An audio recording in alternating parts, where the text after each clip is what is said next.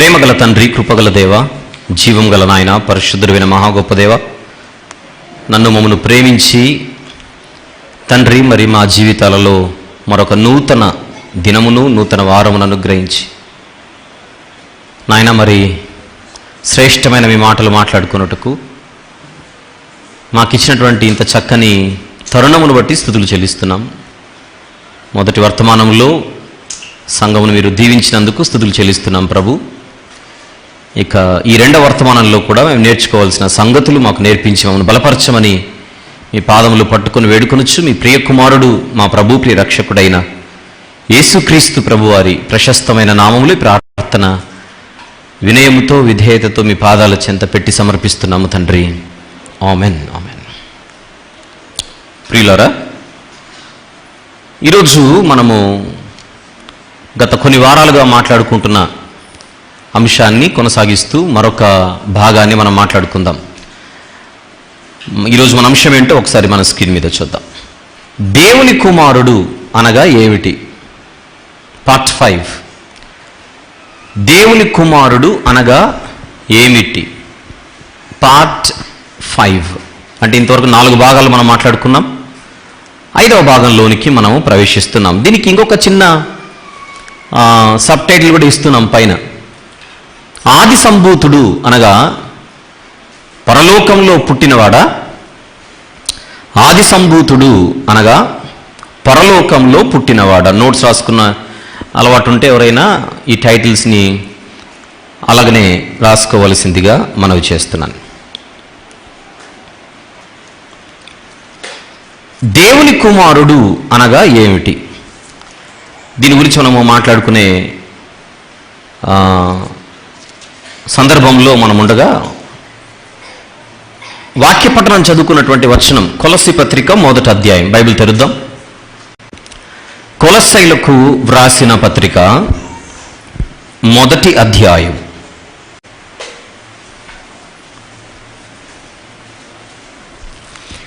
15వ వచనము ఒకసారి చూద్దాం.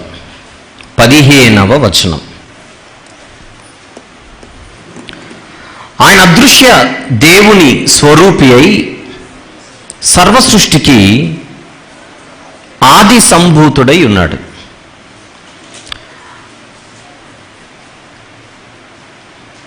మళ్ళీ ఆయన అదృశ్య దేవుని స్వరూపి అయి సర్వ సృష్టికి ఆది సంభూతుడై ఉన్నాడు. ఇంగ్లీష్లో కూడా ఏముందో ఒకసారి చూద్దాం. ఒకసారి ఇంగ్లీష్లో కూడా ఏముందో చూద్దాం. అందరి దగ్గర ఇంగ్లీష్ బైబిల్స్ ఉండవు కనుక వారి కోసం. He is the image of the invisible God, the first Born of every creature. చాలు. అందులో ఫస్ట్ బోర్న్ అనేటువంటి పదాన్ని ఒకసారి అలా మనసులో ఉంచుకోండి. దానికి తెలుగులో ఆది సంభూతుడు అనేటువంటి పదం ఉంది. ఈ అంశాన్ని ఈరోజు మనం మాట్లాడుకోవడానికి గల కారణం ఏంటో ముందుగా పరిచయం. యేసుక్రీస్తు ప్రభువారు దేవుడు కాదు అనే ఒక బోధ సమాజంలో ఎప్పటి నుంచో నడుస్తోంది. కేవలం ఈ తరంలో మాత్రమే ఈ బోధ ఉంది అని అనుకుంటే అది మన పొరపాటు. ఆయన ఎందుకు దేవుడు కాదు అన్న ప్రశ్నకు సదరు బృందం వారు ఇచ్చే సమాధానం, ఆయన పరలోకంలో పుట్టినవాడు, నిత్యుడు కాదు. పరలోకంలో పుట్టినవాడు గనుక పుట్టినవాడు నిత్యుడు కాదు గనుక ఆయన దేవుడు కాదు. పుట్టుకున్నవాడు దేవుడు ఎట్లవుతాడు? అందుకే ఆయనకు దేవుని కుమారుడు అని పేరుంది బైబిల్లో. ఎక్కడైతే దేవుడు అని ఉన్నాయో అవన్నీ కూడా తర్జుమా తప్పులు లేకపోతే ఇతరత్ర తప్పులే. కానీ దేవుడు అనేటువంటి ఏ స్టేట్మెంట్ను కూడా బైబిల్లో నుంచి మనం తీసుకోకూడదు. దేవుని కుమారుడు అనేది మాత్రమే మనం తీసుకోవాలని ఒక బోధ మనము వింటూ ఉన్నాం, చెబుతున్నారు. అసలు ఆయన పరలోకంలో పుట్టినవాడని మీరు ఎలా చెప్పగలరు అని తిరుగు ప్రశ్న వేసినప్పుడు వారు చూపించే వచనాలలో ఇదొకటి. ఏమిటది? కొలస్సీ పత్రిక 1వ అధ్యాయము 15వ వచనం.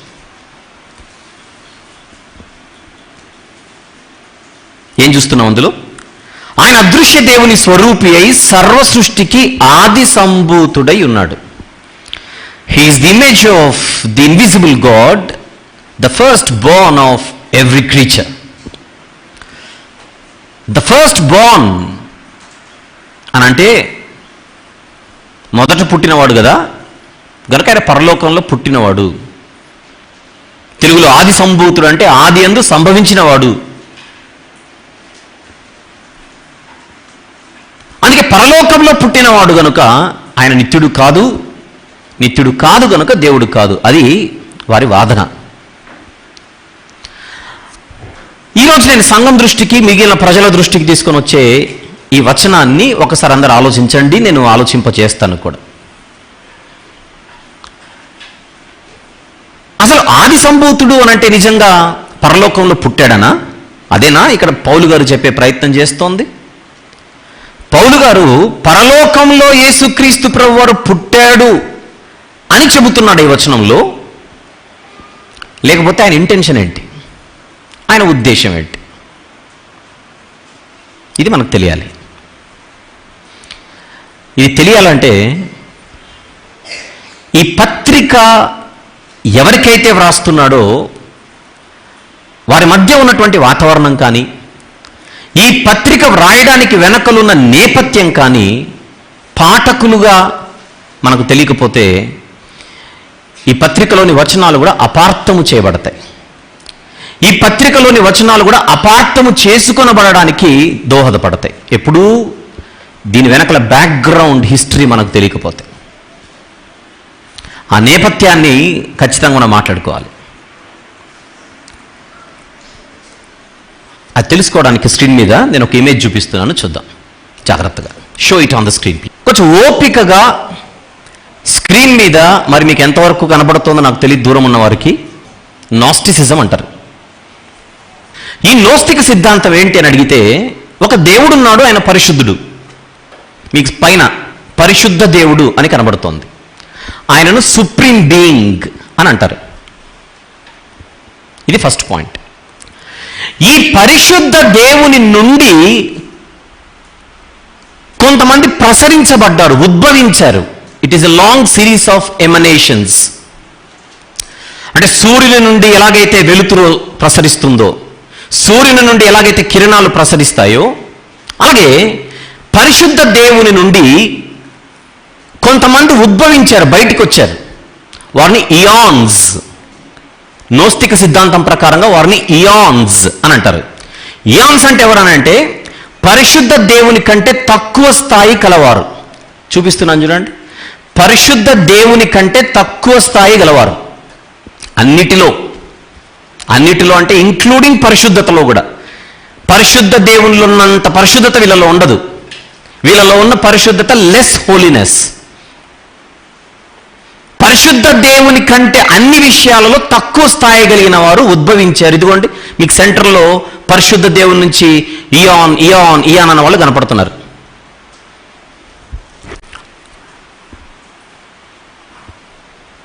బైబిల్ పరిభాషలో మాట్లాడితే దేవదూతలు లాంటి వాళ్ళు అనుకోండి కాసేపు. దేవదూతల లాంటి వారు ఈ నోస్తికులు ఒక్కసారి నన్ను చూపించు, నేను ఎక్స్ప్లెయిన్ చేస్తాను. ఈ నోస్తికులు ఆ ఇయాన్స్ అనేటువంటి వారిని క్రిస్టియన్స్ దగ్గరకు వచ్చి మాట్లాడాల్సి వస్తే మీ బైబిల్లో ఉన్న దేవదూతలు వాళ్ళే అని చెప్తారు. అంటే దేవదూతల కేటగిరీ అన్నమాట వీళ్ళు. నోస్తిక సిద్ధాంతంలో వారిని ఇయాన్స్ అని అంటారు. సో ఇప్పుడు మీకు ఒక పాయింట్ ఇమేజ్ ద్వారా మీకు చూపించాను. ఒక సుప్రీం బీయింగ్ ఉన్నాడు నోస్తిక సిద్ధాంతం ప్రకారంగా. ఆయన పరిశుద్ధ దేవుడు, అసలు అపవిత్రత అన్నదే లేనివాడు. ఆయన నుండి కాలక్రమేణా కొంతమంది ఉద్భవించారు. ఆ ఉద్భవించిన వారిని క్రీచర్స్ అని పిలవచ్చు. సృష్టింపబడిన వాళ్ళు కూడా, ఉద్భవించిన వారు లేదా ప్రసరించిన వారు లేదా సృష్టింపబడిన వారు అన్నది ఆ సిద్ధాంతం యొక్క ఉద్దేశం. మళ్ళీ వెళ్ళిపోదాం, ఇమేజ్ దగ్గరికి వెళ్ళిపోదాం. Show right. ఇప్పుడు విషయం ఏంటంటే, కుడివైపున మీకు ప్లెరోమా అనే పదం కనపడుతుంది చూడండి. ప్లెరోమా అంటే వీళ్ళందరినీ కలిపితే సామూహికంగా ప్లెరోమా అని అంటారు. ఒక్కొక్కరినైతే ఇయాన్ అని పిలిచినా అందరినీ కలుపుకొని మాట్లాడితే ప్లెరోమా అని పిలుస్తారు. అంతవరకు బాగానే ఉంది, జాగ్రత్త విందాం. అయితే నెమ్మది నెమ్మదిగా మనకు సూర్యుని నుంచి ఎలాగైతే వెలుతురు వస్తూనే ఉంటుందో అలాగనే ఇయాన్స్ అనేటువంటి వాళ్ళు నెమ్మదిగా ఉద్భవింపబడుతుండగా వీళ్ళలో నుండి కాలక్రమేణా ఇంకొక ఆయన వచ్చాడు. ఆయనను మీకు ఎడం వైపున చూపిస్తున్నాను. డెమియర్జ్ అని అంటారు. డెమియర్జ్ అని అంటారు. తెలుగులో అర్థం కావడానికి చెడును సృష్టించిన దేవుడు. దేవుడే. ఏ దేవుడు అని అడిగితే చెడును సృష్టించిన దేవుడు. ఇక్కడ చూడండి కింద మీకు రౌండ్లో సృష్టికర్త అయిన దేవుడు. నోస్తిక సిద్ధాంతం ప్రకారంగా పైనున్న పరిశుద్ధ దేవుడు వేరు, ఇక్కడున్న సృష్టికర్త అయిన దేవుడు వేరు. అర్థం చేసుకోవాలి. నోస్తిక సిద్ధాంతం ప్రకారంగా పైనున్న పరిశుద్ధ దేవుడు వేరు, ఇక్కడున్నటువంటి సృష్టికర్త అయిన దేవుడు వేరు. రైట్. ఇప్పుడు మనం ఉన్నదంతా కింద చివరిగా రౌండ్ ఒకటి కనపడుతుంది. విశ్వము, అందులోని సమస్తము, సృష్టి. ఇక్కడ మీకు కనబడేది ఏంటి? దూరాన ఉన్న వాళ్ళకి కనబడకపోవచ్చు. ఈ రౌండ్ ఏంటి అని అడిగితే విశ్వము, అందులోని సమస్తము, ఇది సృష్టి. దీని ద మెటీరియల్ యూనివర్స్ అని అంటారు. ఈ సృష్టిని కలుగజేసింది ఎవరు అని అడిగితే పైనున్న పరిశుద్ధ దేవుడు కాదు. నోస్తిక సిద్ధాంతం ప్రకారంగా ఎవరు? ఇక్కడున్నటువంటి సృష్టికర్త అయినటువంటి మరొక దేవుడు. ఎవరి దేవుడు అని అడిగితే పైనున్న పరిశుద్ధ దేవునంత పరిశుద్ధుడు కాదు. ఇంకా చెప్పాలంటే చెడ్డ దేవుడు. ఓవరాల్గా నోస్తిక సిద్ధాంతం ప్రకారంగా చెడ్డ దేవుడు, మంచి దేవుడు. మంచి దేవుడు సూపర్, పైన ఉన్నాడు చూడండి, సుప్రీం బీయింగ్ అన్న. స్క్రీన్ మీద మీకు అలాగే ఇమేజ్ ఒకసారి నేను పెడుతున్నాను, మీరు అర్థం చేసుకోవడానికి ప్రయత్నం చేయండి. రైటా? డన్. ఇది నోస్తిక సిద్ధాంతం గురించినటువంటి ఒక చిన్న అవుట్లైన్. వీళ్ళ ఉద్దేశం ప్రకారంగా అసలైన సుప్రీం దేవుడు ఎవరైతే ఉన్నారో ఆయన పరిపూర్ణ పరిశుద్ధుడు. ఆయన ఏది చేసినా కూడా మంచే ఉంటుంది కానీ చెడు అనేదే ఉండదు.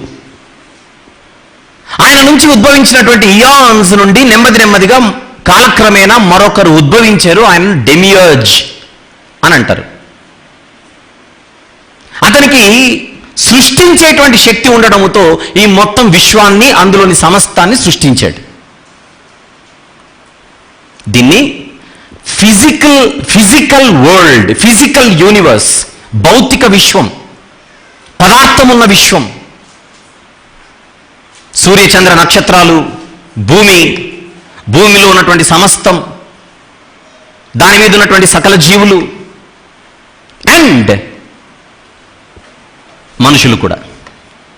అంటే మనుషులైనటువంటి మనందరము కూడా చెడ్డ దేవుని చేత సృష్టింపబడిన వారము. అది నోస్తిక సిద్ధాంతం. అంతవరకు మైండ్లో ఉంచుకోండి. కానీ ఈ నోస్తిక సిద్ధాంతంలో మరొక కోణం ఉంది. దాన్ని డ్యూయలిజం అంటారు. ఏమంటారు చెప్పండి? దీన్ని రాడికల్ డ్యూయలిజం అంటారు. రాడికల్ డ్యూయలిజం అంటే అర్థం ఏంటంటే, ఇప్పటివరకు నేను చెప్పినంత ఒక పాయింట్. ఇక రెండోది ఏంటని అడిగితే, ఈ చెడ్డ దేవుడు ఎవరైతే సృష్టిని చేశాడో, చెడ్డ దేవుడు సృష్టించిన సృష్టిలో పైనున్న మంచి దేవుడు మంచిని పంపించాడు. అది డ్యూయలిజం. అంటే ఎలా? చెడ్డ దేవుడు చీకటిని కలిగిస్తే మంచి దేవుడు వెలుగునిచ్చాడు. చెడ్డ దేవుడు చీకటిని ఇస్తే మంచి దేవుడు వెలుగునిచ్చాడు. వెలుగునిచ్చిన వాడు మంచి దేవుడు అయితే చీకటిని కలుగజేసిన వాడు చెడ్డ దేవుడు. అది డ్యూయలిజం అంటే మీకు ఎగ్జాంపుల్ చెప్తున్నా. అని ఇప్పుడు మన కళ్ళ ముందు కనబడుతున్న ఈ శరీరాలన్నీ ఏవైతే ఉన్నాయో, ఈ శరీరాలను కలుగజేసింది ఒరిజినల్గా చెడ్డ దేవుడు. ఆ చెడ్డ దేవుడు చేసింది శరీరాలను మాత్రమే. అయితే ఇప్పుడు డ్యూయలిజం అనేది ఒకటి ఉంది కదా, నాస్టిసిజంలోని డ్యూయలిజం అంటారు దీన్ని. ఇప్పుడు ఈ శరీరాలు కలిగినటువంటి మానవులలోనికి మంచి దేవుడు ఆత్మను పంపించాడు. అంటే మనిషిలో ఆత్మ ఉంది, మనిషిలో శరీరం ఉంది. శరీరాన్ని చేసిన వాడు చెడ్డ దేవుడైతే, డెమియర్జ్ అయితే, ఆత్మను పంపినవాడు పరిశుద్ధ దేవుడు. ఆ ఆత్మ చాలా పవిత్రమైంది. ఆ ఆత్మ చాలా గొప్పది. ఎప్పటికైనా ఆత్మ మళ్ళీ పరిశుద్ధ దేవుని చేరుకోవాల్సిందే. కానీ ఆత్మలైనటువంటి వారికి ఇది తెలియక ఈ శరీరంలో ట్రాప్ చేయబడ్డారు. నోస్తిక సిద్ధాంత బోధ చెబుతున్నా నేను. ఏమిటది? శరీరాలలో ఆత్మలన్నవి ట్రాప్ చేయబడి అవి నిద్రావస్థలోనికి వెళ్ళిపోయాయి. ఈరోజు నువ్వైనా నేనైనా మనందరము కూడా ఒక ఆత్మీయ నిద్రావస్థలోనికి వెళ్ళిపోయాం, శరీరంలో ట్రాప్ చేయబట్టి. అందుచేత ఈ శరీరం నుండి ఆత్మకు విడుదల కావాలి. నిద్రపోతున్న ఆత్మలను మేల్కొల్పాలి. ఆ నిద్రపోతున్నటువంటి ఆత్మలను మేల్కొల్పేటువంటి బాధ్యత ఆ పరిశుద్ధ దేవుడు, సుప్రీం బీయింగ్ ఎవరైతే ఉన్నారో ఆయన మాకిచ్చాడు. అందుకే ఆత్మలు మేము మేల్కొల్పుతున్నాము అని ప్రపంచంలో వాళ్ళు సెల్ఫ్ ప్రొక్లెయిమ్డ్ ఇంటలెక్చువల్స్గా ప్రకటించుకుంటున్నారు. సెల్ఫ్ ప్రొక్లెయిమ్డ్ ఇంటలెక్చువల్స్ అంటే వాళ్ళకు వాళ్ళే మేధావులని, ప్రపంచ మేధావులని వారికి వారే బోధించుకుంటున్నటువంటి లేదా ప్రకటించుకుంటున్నటువంటి ఒక వాతావరణం మొదటి శతాబ్దంలో బలంగా ఉండేది.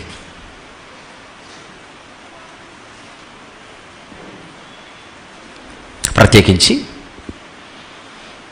రోమా సామ్రాజ్యానికి దగ్గరలో ఉన్నటువంటి, దాని యాక్చువల్గా అయితే మధ్యధరా సముద్రానికి పశ్చిమ ప్రాంతం అంటాం. మధ్యధరా సముద్రానికి పశ్చిమ ప్రాంతంలో ఉన్నటువంటి ప్రాంతాలలో నాస్టిసిజం అనేది రెక్కలు విరుచుకుంటూ భయంకరంగా ప్రాకిపోతోంది.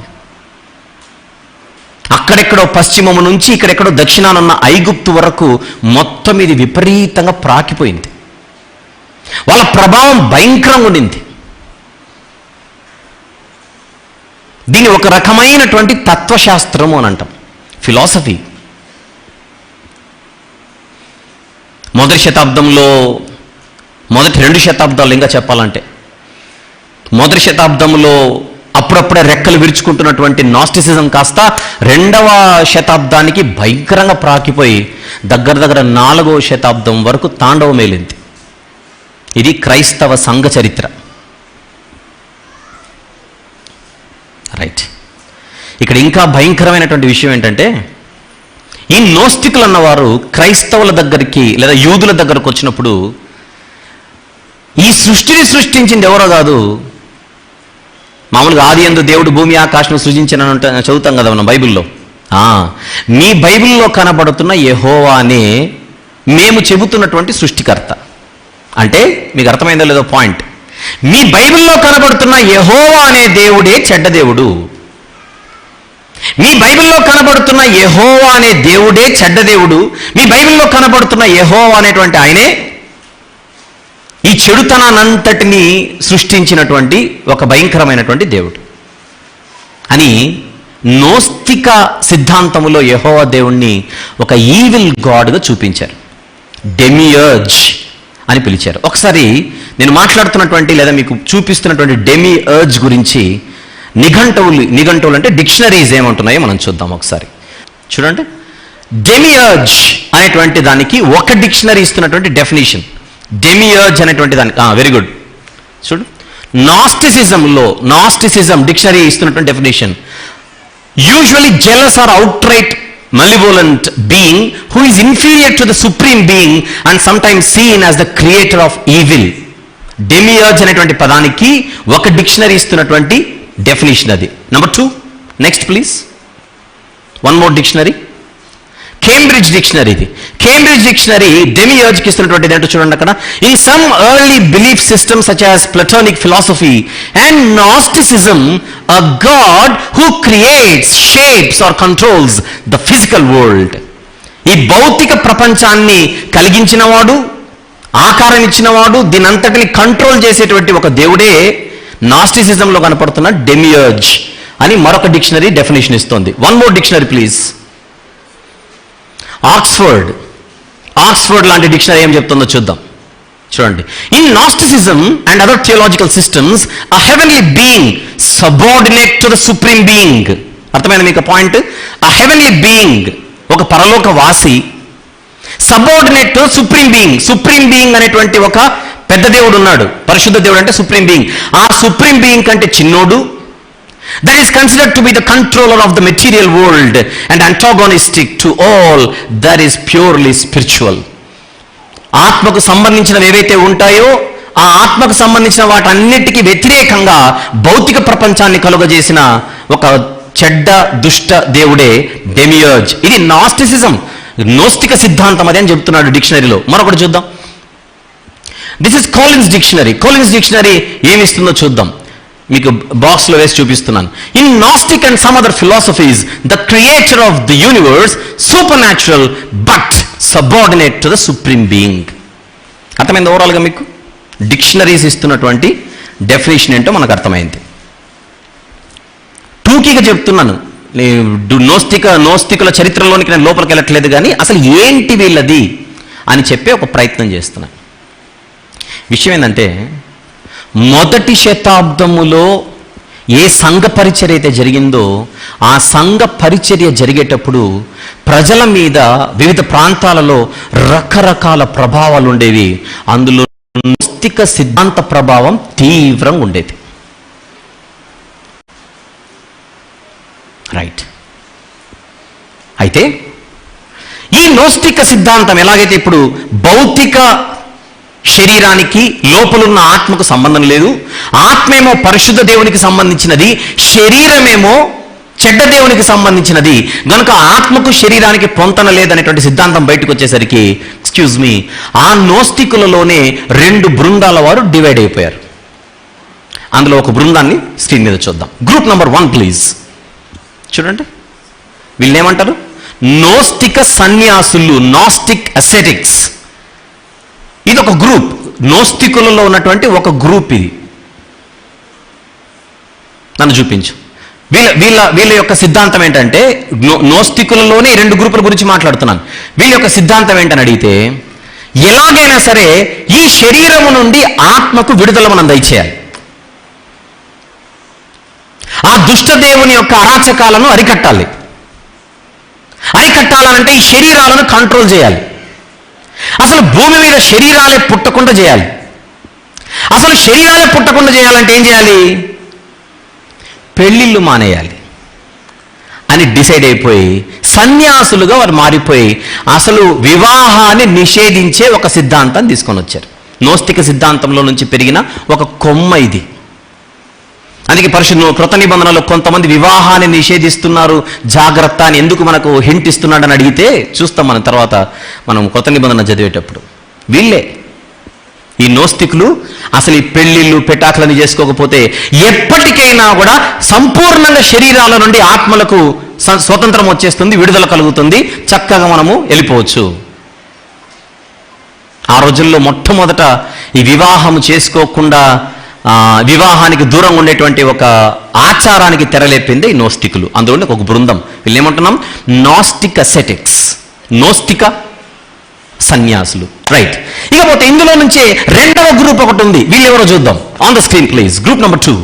వీళ్ళు చూడండి, నోస్తిక భోగప్రియులు, నాస్టిక్ హీడనిస్ట్స్. ఇది కంప్లీట్గా డిఫరెంట్ గ్రూప్ అన్నమాట. నాస్టిక్ హీడనిస్ట్స్, నోస్తిక భోగప్రియులు, సుఖవాదులు, ఆనందవాదులు.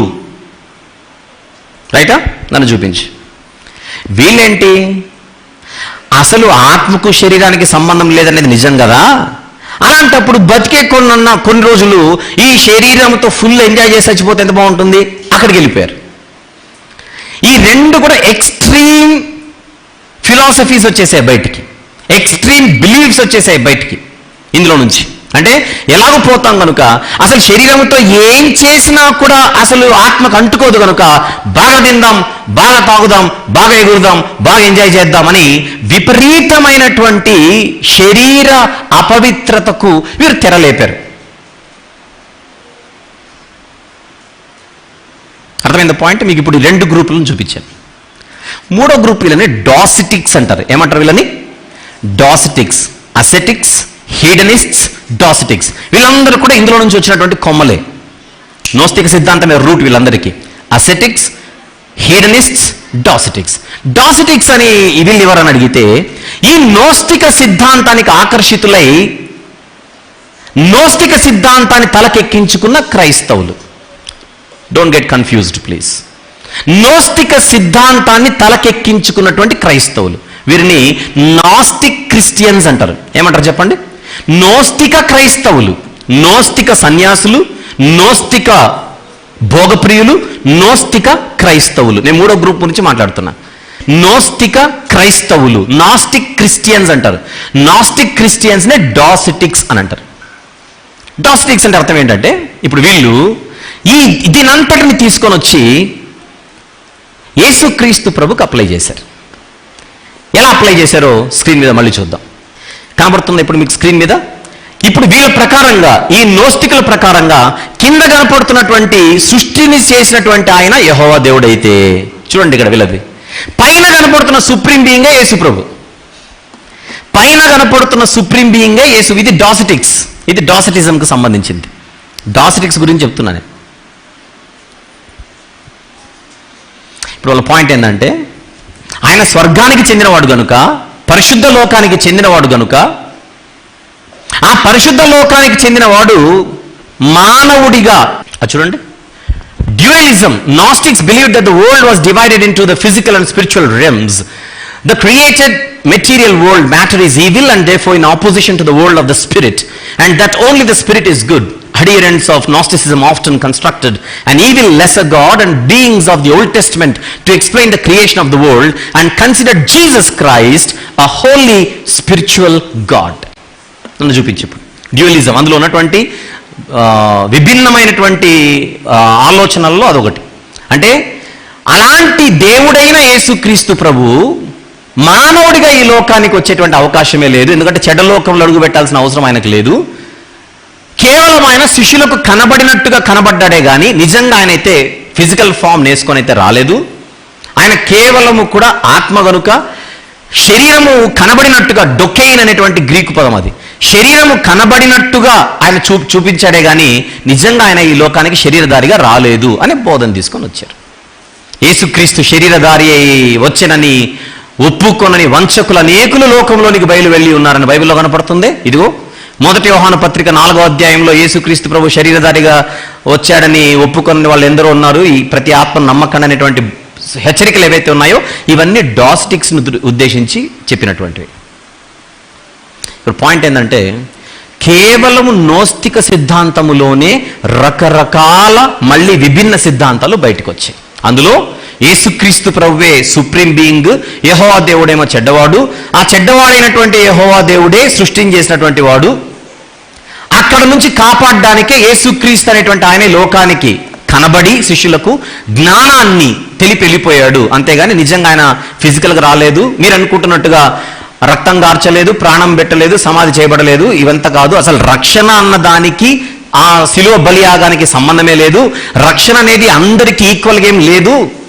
ఇండివిజువల్గా నాలెడ్జ్ ఎవరికైతే ఉంటుందో, ఆత్మజ్ఞానం ఎవరికైతే ఉంటుందో వాడే స్వర్గానికి వెళ్ళిపోతాడు. రక్షణ అనేది జ్ఞానంపై ఆధారపడి ఉంది. క్రీస్తుపురం ఉన్నటువంటి ఒక తత్వవేత్త ప్లేటో యొక్క భావాలు ఎక్కించుకున్నటువంటి వారు. అందుకే యూదులు సూచక క్రియలు నడుగుచున్నారు, గ్రీసు దేశస్థులు జ్ఞానమును వెదుకుచున్నారు అనేటువంటి మాట ఉంటుంది. మేమైతే సిలువ వేయబడిన క్రీస్తును ప్రకటించుచున్నాం. ఇది పాయింట్. సో ఇక్కడ పాయింట్ ఏంది?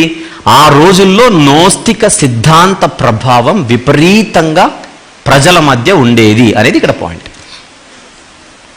అందులో ఆ నోస్తిక సిద్ధాంతములో ఉన్నటువంటి విభిన్న దానిలలో ఇంతకుముందు మీకు స్క్రీన్ మీద ఇయాన్స్ అని ఒకటి చూపించాను కదా, ఇయాన్స్ అని చూపించాను కదా, రైట్. బైబిల్లో ఉన్నటువంటి, బైబిల్లో మనకు కనబడుతున్నటువంటి యేసుక్రీస్తు, క్రైస్తవులు నమ్ముతున్నటువంటి యేసుక్రీస్తు అనేటువంటి ఆయన ఇయాన్స్లో కూడా ఒకటై ఉండవచ్చు అనే సిద్ధాంతం ఒకటి ఉంది. నోస్తికంలో ఇయాన్స్లో ఒకటై ఉండొచ్చు. అంటే కలుగజేయబడినవాడు, సృష్టింపబడినవాడు, కలుగజేయబడినవాడు, సృష్టింపబడినవాడు అనేటువంటి ఒక నోస్తిక బోధ కూడా ఒకటి ఉంది. మీకు పిక్చర్ ఇవ్వడానికి 3 గ్రూపుల గురించి చెప్పాను. నోస్తిక సన్యాసులు, నోస్తిక భోగప్రియులు, నోస్తిక క్రైస్తవులు. నోస్తిక క్రైస్తవులదేమో ఒక బోధ, అపోస్తలులు వాళ్ళను కూడా డీల్ చేయాల్సి వచ్చింది క్రొత్త నిబంధనలో. అసలు ఈ సృష్టి అన్నదే సుప్రీం బీయింగ్ చేత చేయబడింది కాదు, ఈ ఇయాన్స్లో నుంచి ఒకరి చేత చేయబడింది, డెమియాజ్ అనేటువంటి బోధ ఒకటి ఉంది. ఓవరాల్గా ఈ యేసుక్రీస్తు అనేటువంటి ఆయన కూడా ఇయాన్స్లో ఒకడు. ఇయాన్స్లో ఒకడు అంటే అర్థం ఏంటి? దేవదూతల లాంటి వాడు, ఒక మికాయిల్ లాంటి వాడు అనే బోధ కూడా ఒకటి ఉంది. ఇప్పుడు నేను చెప్పిన లాస్ట్ పాయింట్ ఏదైతే ఉందో అది కొలస్సీ సంఘములో విపరీతంగా ఎంటర్ అయిపోయింది. కొలస్సీ సంఘములో ఇప్పుడు నేను చెప్పిన లాస్ట్ పాయింట్ ఏదైతే ఉందో అది విపరీతంగా ఎంటర్ అయిపోయింది. ఎంటర్ అయినప్పుడు అది కొలస్సీ సంఘాన్ని స్థాపించిన ఎపఫ్రా అనేటువంటి ఒక దైవజనుడి ద్వారా రోమా ప్రాంతములో చెరసాలలో ఉన్నటువంటి పౌలు గారి వద్దకు వచ్చింది ఇన్ఫర్మేషన్. అప్పుడు ఆయన సపరేట్గా వీళ్ళకు ఒక పత్రిక రాయాల్సి వచ్చింది. ఆ పత్రిక రాస్తూ యేసుక్రీస్తు ప్రభు యొక్క గొప్పతనాన్ని గురించి ఆయన వ్రాయడానికి ఈ పత్రికలో ఒక్కొక్క విషయాన్ని లేవనెత్తుతూ 15వ వచనంకి వచ్చేసరికి ఏమంటున్నాడో అక్కడికి వద్దాం. ఇప్పుడు ఆయన అదృశ్య దేవుని స్వరూపి, the image of the invisible God అని అన్నాడు. అదృశ్య దేవుని స్వరూపి అయి సర్వ సృష్టికి ఆది సంభూతుడై ఉన్నాడు అని కనపడుతుంది కదా. ఆ ఆది సంభూతుడైనటువంటి పదమే ఈరోజు అపార్థం చేసుకొనబడింది. ఆది సంభూతుని ఇంగ్లీష్లో ఏమంటున్నారు అక్కడ? ఫస్ట్ బోర్న్, అంతేనా? ఫస్ట్ బోర్న్ అని మనం చూసాం. ఇప్పుడు ఒక చిన్న మాట చెప్తాను. తెలుగులో ఉన్న ఆది సంభూతునికి ఇంగ్లీష్లో ఉన్న ఫస్ట్ బోర్న్కి ఒరిజినల్గా కొలస్సీ పత్రిక ఏ భాషలో రాయబడింది? గ్రీకు భాషలో రాయబడింది. గ్రీకు భాషలో ఏ పదాన్ని వాడారో స్క్రీన్ మీద చూద్దాం. స్క్రీన్ మీద కనబడుతున్న ఈ పదాన్ని జాగ్రత్తగా చూడండి. ఇది గ్రీకు భాషలోని ఫస్ట్ బోర్న్, ఆది సంభూతుడు అనేటువంటి పదానికి వాడినటువంటి పదం ప్రోటోటోకోస్. కొలస్సీ 1:15లో ఏముందో చూద్దాం. కొలస్సీ 1:15లో జాగ్రత్త చూడండి. బాక్స్లో పెట్టి చూపిస్తున్నారు, జూమ్ చేయదాన్ని. కనబడుతుంది కదా. ద ఫస్ట్ బోర్న్, ఆది సంభూతుడు అనేటువంటి తెలుగు పదానికి ఇంగ్లీష్లో ద ఫస్ట్ బోర్న్ అని ఉంటే గ్రీకు భాషకు వచ్చేసరికి ప్రోటోటోకోస్ అని కనబడుతుంది. జాగ్రత్తగా విందాం. అసలు ఇప్పుడు ఫస్ట్ బోర్న్ అంటే పరలోకంలో పుట్టినవాడా అని తీసుకోవాలా? ఆది సంభూతుడు అంటే పరలోకంలో పుట్టినవాడని తీసుకోవాలా? అసలు ప్రోటోటోకోస్ అనేటువంటి పదానికి ఉన్న మీనింగ్ ఏంటో మనం చూద్దాం. Next image please. స్క్రీన్ మీద మీకు డెఫినేషన్ కూడా చూపిస్తున్నాను, జాగ్రత్తగా చూడాలి. ప్రోటోటోకోస్ అంటే ఏంటంటే, ప్రోటోటోకోస్ మీన్స్ ఫస్ట్ బోర్న్. అవును, ప్రోటోటోకోస్ అంటే ఫస్ట్ బోర్న్ అనే మీనింగ్. కాకపోతే సమ్ టైమ్స్ లిటరల్ గా తీసుకోవాలి, అంటే అక్షరాల మొదట పుట్టినవాడని తీసుకోవాలి. అండ్ సమ్ టైమ్స్ ఫిగరేటివ్లీ అన్నాడు. చూడండి ఒకసారి, జాగ్రత్తగా చూడండి. ప్రోటోటోకోస్ అనేది కొన్ని సందర్భాలలో అక్షరార్థంగా వస్తుంది, మరికొన్ని సందర్భాలలో అలంకార రూపకంగా వస్తుందని మనకు డిక్షనరీ ఇస్తున్నటువంటి మీనింగ్ అది. జాగ్రత్తగా చూడాలి. కొలస్సీ 1:15లో రైట్, కొలస్సీ 1:15లో తెలుగులో ఉన్న ఆది సంభూతుడు అనే పదానికి ఇంగ్లీష్లో ద ఫస్ట్ బోర్న్ అని ఉంటే, ద ఫస్ట్ బోర్న్ అనేటువంటి ఈ యొక్క పదప్రయోగాన్ని గ్రీకు భాషలో ప్రోటోటోకోస్ అని అన్నాడు. ప్రోటోటోకోస్ అనేటువంటి పదాన్ని ఏ అర్థంలో తీసుకోవాలని మన డిక్షనరీ దగ్గరికి వెళ్తే డిక్షనరీ ఇస్తున్న నిర్వచనం ఏంటి? కొన్ని సందర్భాలలో దాన్ని అక్షరార్థంగా తీసుకోవాలంటే నిజంగా పుట్టినవాడే అని తీసుకోవాలి, మరికొన్ని సందర్భాలలో ఫిగరేటివ్ సెన్స్లో తీసుకోవాలని ఇచ్చాడు. ఫిగరేటివ్ సెన్స్ అంటే అర్థం ఏంటి? అలంకార రూపం. ఇప్పుడు బైబిల్లో ఎక్కడైనా ఈ ప్రోటోటోకోస్ అనేటువంటి పదం నిజంగా పుట్టారు అనే భావనలో కాకుండా అలంకార రూపంగా ఎక్కడైనా చెప్పబడ్డాయా అని కూడా ఇప్పుడు వెతకాల్సినటువంటి అవసరం మనకుంది. ఒకసారి ఈ వచనాన్ని చూద్దాం. హెబ్రీ పత్రిక ఒకసారి మనం తెలుగులో చూద్దాం. హెబ్రీ పత్రిక 12వ అధ్యాయం తీద్దాం. హెబ్రీలకు రాసిన పత్రిక 12వ అధ్యాయం.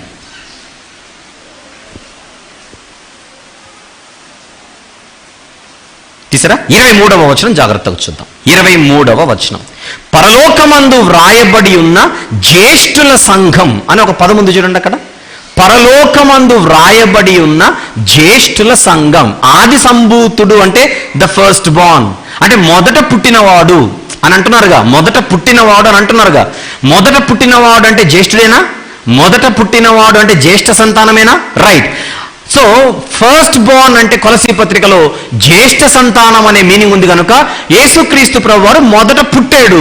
పుట్టినవాడు కనుక నిత్యుడు కాదు, నిత్యుడు కాదు కనుక ఆయన దేవుడు కాదు అనే ఏదైతే వర్షన్ ఉందో దాన్ని ఇప్పుడు మనం డీల్ చేస్తున్నాం.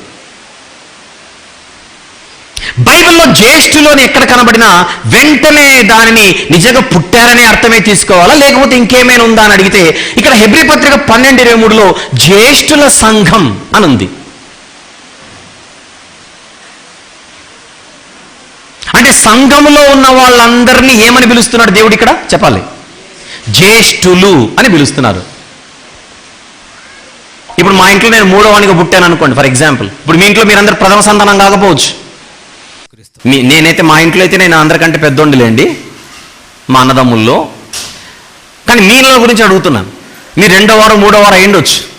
మీ అన్నయ్య దేవుని నమ్ముకోకుండా లోకంలో ఉండి మీరు దేవుని నమ్ముకొని సంఘంలోనికి వచ్చేస్తే రేపు పొద్దున మరణించిన తర్వాత, ఎగ్జాంపుల్గా చెప్తున్నాను, జ్యేష్ఠుల సంఘములో సభ్యులుగా మీరెంచబడతారే కానీ రక్షణ లేకుండా చనిపోయిన మీకంటే పెద్దవారు మీ ఇంట్లో తోబుట్టులు ఎవరైతే ఉన్నారో వాళ్ళు జ్యేష్ఠుల సంఘానికి చెందిన వారుగా ఎంచబడరు. అంటే జ్యేష్ఠుల సంఘం అనేటువంటి పదంలో ఒక ప్రివిలేజ్ కనపడుతుంది చూడండి. ఒకసారి చూద్దాం స్క్రీన్ మీద. జ్యేష్ఠుల సంఘం అన్నదానికి చూడండి అక్కడ హెబ్రీ పత్రిక 12:23 చూపిస్తున్నాను. ఇప్పుడు జ్యేష్ఠుల సంఘంలో ఉన్న వాళ్ళందరూ కూడా ఫస్ట్ పుట్టిన వాళ్ళ ఇళ్లలో నేను అడుగుతున్న, సంఘంలో ఉన్న వాళ్ళందరూ కూడా రక్షణ పొందిన వాళ్ళు, సంఘంలో ఉన్న వాళ్ళందరూ రక్షణ పొందిన వాళ్ళు. నన్ను చూపించు. రక్షణ పొంది రక్షణ జీవితాన్ని గడిపి చనిపోయినటువంటి పరిశుద్ధులు ఎవరైతే ఉంటారో వాళ్ళందరూ కూడా వాళ్ళ కుటుంబాలలో మొట్టమొదటి పుట్టిన వాళ్ళేనా అని అడుగుతున్నా నేను. మరి దీని అర్థం ఏంటి? దీన్ని లిటరల్గా తీసుకోవాలా, ఫిగరేటివ్గా తీసుకోవాలా చెప్పండి? అక్షరార్థంగా వాళ్ళు ఫస్ట్ పుట్టిన వాళ్ళని తీసుకోవాలా, లేకపోతే అదొక ర్యాంక్, అదొక దేవుడు ఇస్తున్నటువంటి వారికి ఇస్తున్నటువంటి స్థానం అని అనుకోవాలా? ర్యాంక్ను సూచిస్తోందా లేకపోతే పుట్టుకను సూచిస్తోందా అని అడుగుతున్నాను నేను.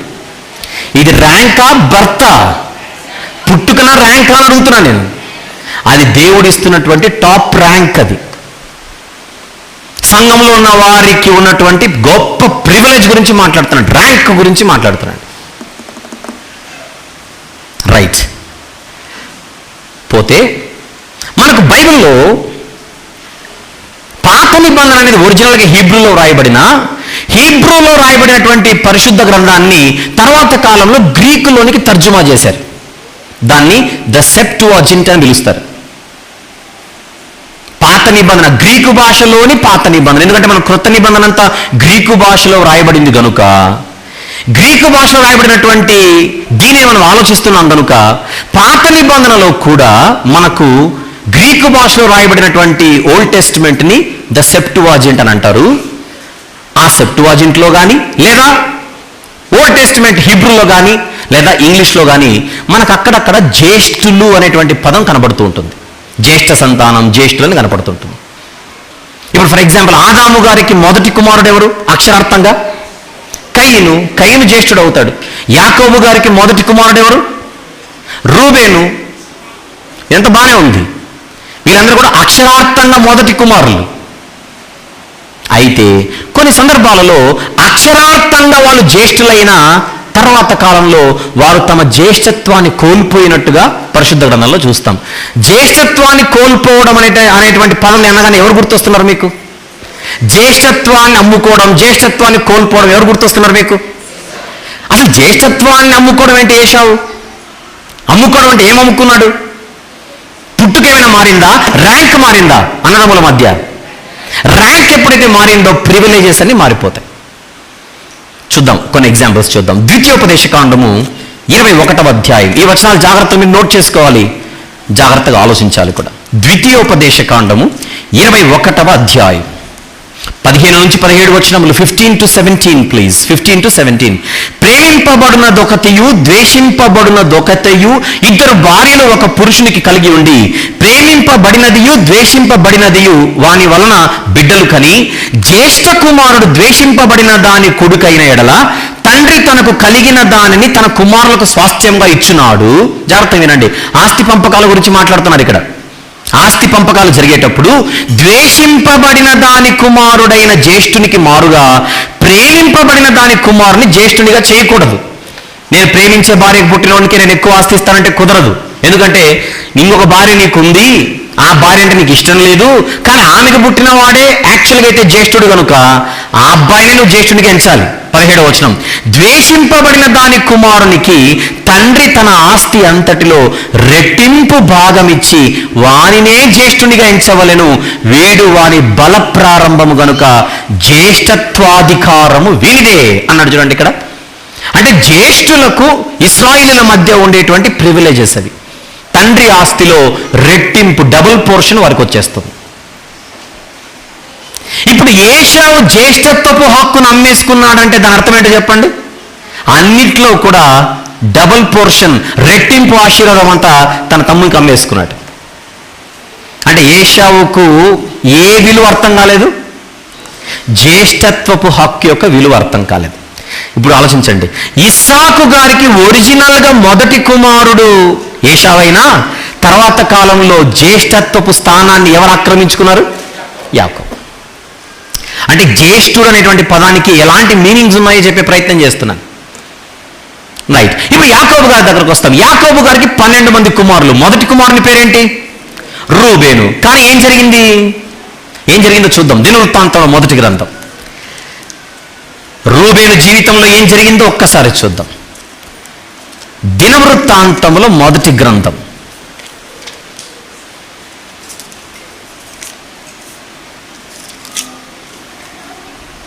5వ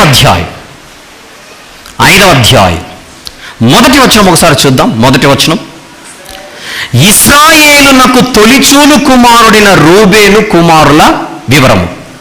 అందరు తీశారా? దినవృత్తాంతంలో మొదటి గ్రంథం 5వ అధ్యాయం మొదటి వచనం, ఇతడు జ్యేష్ఠుడై ఉండెను గాని తన తండ్రి పరుపును తాను అంటుపరచినందున అతని జన్మ స్వాతంత్రము ఇశ్రాయేలు కుమారుడైన యోసేపు కుమారులకు ఇవ్వబడెను. అంటే రూబేన్ అనేటువంటి జ్యేష్ఠుని యొక్క ఆశీర్వాదాలు కానీ, హక్కులు కానీ, ర్యాంక్ కానీ, ప్రివిలేజెస్ కానీ ఎవరికి వెళ్ళిపోయాయి? యోసేపు కుమారులకు వెళ్ళిపోయాయి. అంటే ఏశావు పోగొట్టుకున్నట్టుగా రూబేను గారు కూడా ఏం పోగొట్టుకున్నట్టు జీవితంలో? జ్యేష్ఠత్వపు హక్కును పోగొట్టుకొని ఇంకొకరికి అది పాస్ అయిపోయింది. ఆలోచిస్తున్నారని అనుకుంటున్నాను. ఇస్సాకు కుమారుల గురించి మాట్లాడుతున్నాం, యాకోబు కుమారుల గురించి మాట్లాడుతున్నాం. యాకోబు కుమారులకు వచ్చేసరికి ఇక్కడ ఎవరి కుమారులకు ఆ పోర్షన్ వచ్చేస్తుందని అడిగితే యోసేపు కుమారులకు వచ్చేస్తుంది. ఇప్పుడు యోసేపు గారికి ఎంతమంది కుమారులు? 2. పేర్లు చెప్పండి. మనషే, ఎఫ్రాయిం. వీళ్ళిద్దరు పెద్దోడు ఎవరు, చిన్నోడు ఎవరు? పెద్ద కుమారుని పేరు చెప్పండి. చూద్దాం. ఆదికాండము, క్విక్. ఆదికాండము 41వ అధ్యాయం. ఆదికాండము 41వ అధ్యాయం 51వ వచనము 52వ వచనం 2 చూద్దామా? 51, 52. అప్పుడు యోసేపు, దేవుడు నా సమస్త బాధను నా తండ్రి ఇంటి వారిని అందరినీ నేను మర్చిపోనట్లు చేసినని చెప్పి తన జ్యేష్ఠ కుమారునికి మనషే అని పేరు పెట్టెను. తర్వాత అతడు, నాకు బాధ కలిగిన దేశమందు దేవుడు నన్ను అభివృద్ధి పొందించినని చెప్పి 2వ వానికి ఎఫ్రాయిము అని పేరు పెట్టాడు. అంటే ఇప్పుడు పెద్ద కుమారుని పేరు మనషే, చెప్పండి. 2వ కుమారుని పేరు ఎఫ్రాయిము అని అర్థమైంది. రైట్.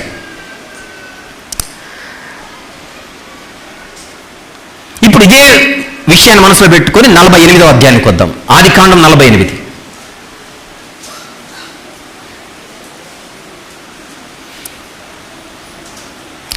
నేరుగా వెళ్ళిపోదామా? 17వ వచనం చూద్దాం. 17 చూద్దాం నేరుగా.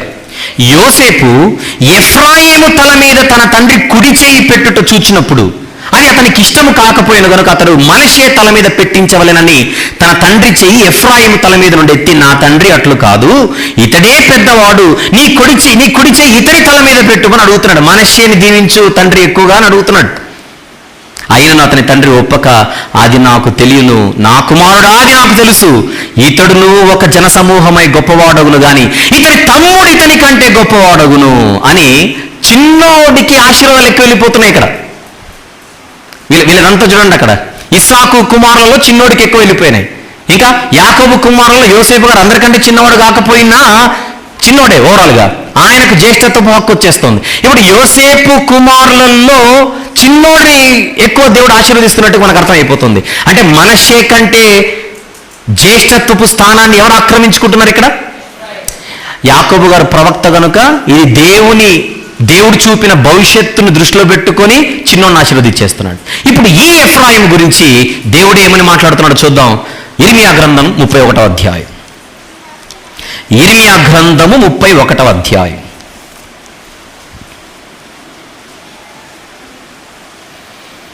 తొమ్మిదవ వచనం చూద్దామా జాగ్రత్తగా. 9వ వచనం చివరిన ఒక మాట ఉంటుంది చూడండి. ఇశ్రాయేలునకు నేను తండ్రిని కానా, ఎఫ్రాయిము నా జ్యేష్ఠ కుమారుడు కాడా అన్నది చూడండి ఒకసారి. స్క్రీన్ మీద కూడా కనపడుతుంది. 9వ వచనంలో చివరి మాట, బైబిల్లో 9వ వచనంలో చివరి మాట, ఎఫ్రాయిము నా జ్యేష్ఠ కుమారుడు కాడా అని అంటున్నాడు. మీరు ఆలోచించండి ఇక్కడ, అది చూడండి అక్కడ ఇంగ్లీష్లో కూడా, I'm a father to Israel and Ephraim is my first Born అని చూడండి. ఫస్ట్ బోర్న్ అని ఉంది. ఇప్పుడు మీరందరూ ఆలోచించాలి నేను చూపించే వచనాలన్నిటిని. ఇప్పుడు నేను చూపించినటువంటి లేదా నేను మీ ముందు ప్రస్తావించినటువంటి ఏశావు యాకోబుల విషయంలో జ్యేష్ఠత్వపు హక్కు యాకోబుకు పాస్ అయిపోతే ఫస్ట్ బోర్న్ ప్లేస్లో ఎవరికి వెళ్ళిపోతున్నారు? ఇప్పుడు యాకోబు గారు వెళ్ళారు. అది ర్యాంకింగ్ బర్త్ బై ర్యాంకా అని అడుగుతున్నా నేను. ర్యాంక్ను సూచిస్తుందా, బర్త్ను సూచిస్తుంది? యాకోబు గారి విషయంలో ర్యాంక్, సుపీరియారిటీ. ఇంకా మనష్షే ఎఫ్రాయిముల విషయంలో దేవుడు ఎవరిని ముందు పెడుతున్నాడు? మనష్షే కంటే తమ్ముడిని ముందు పెడుతున్నాడు. తమ్ముడిని జ్యేష్ఠుడిగా ఎంచుకుంటున్నాడు ఇక్కడ.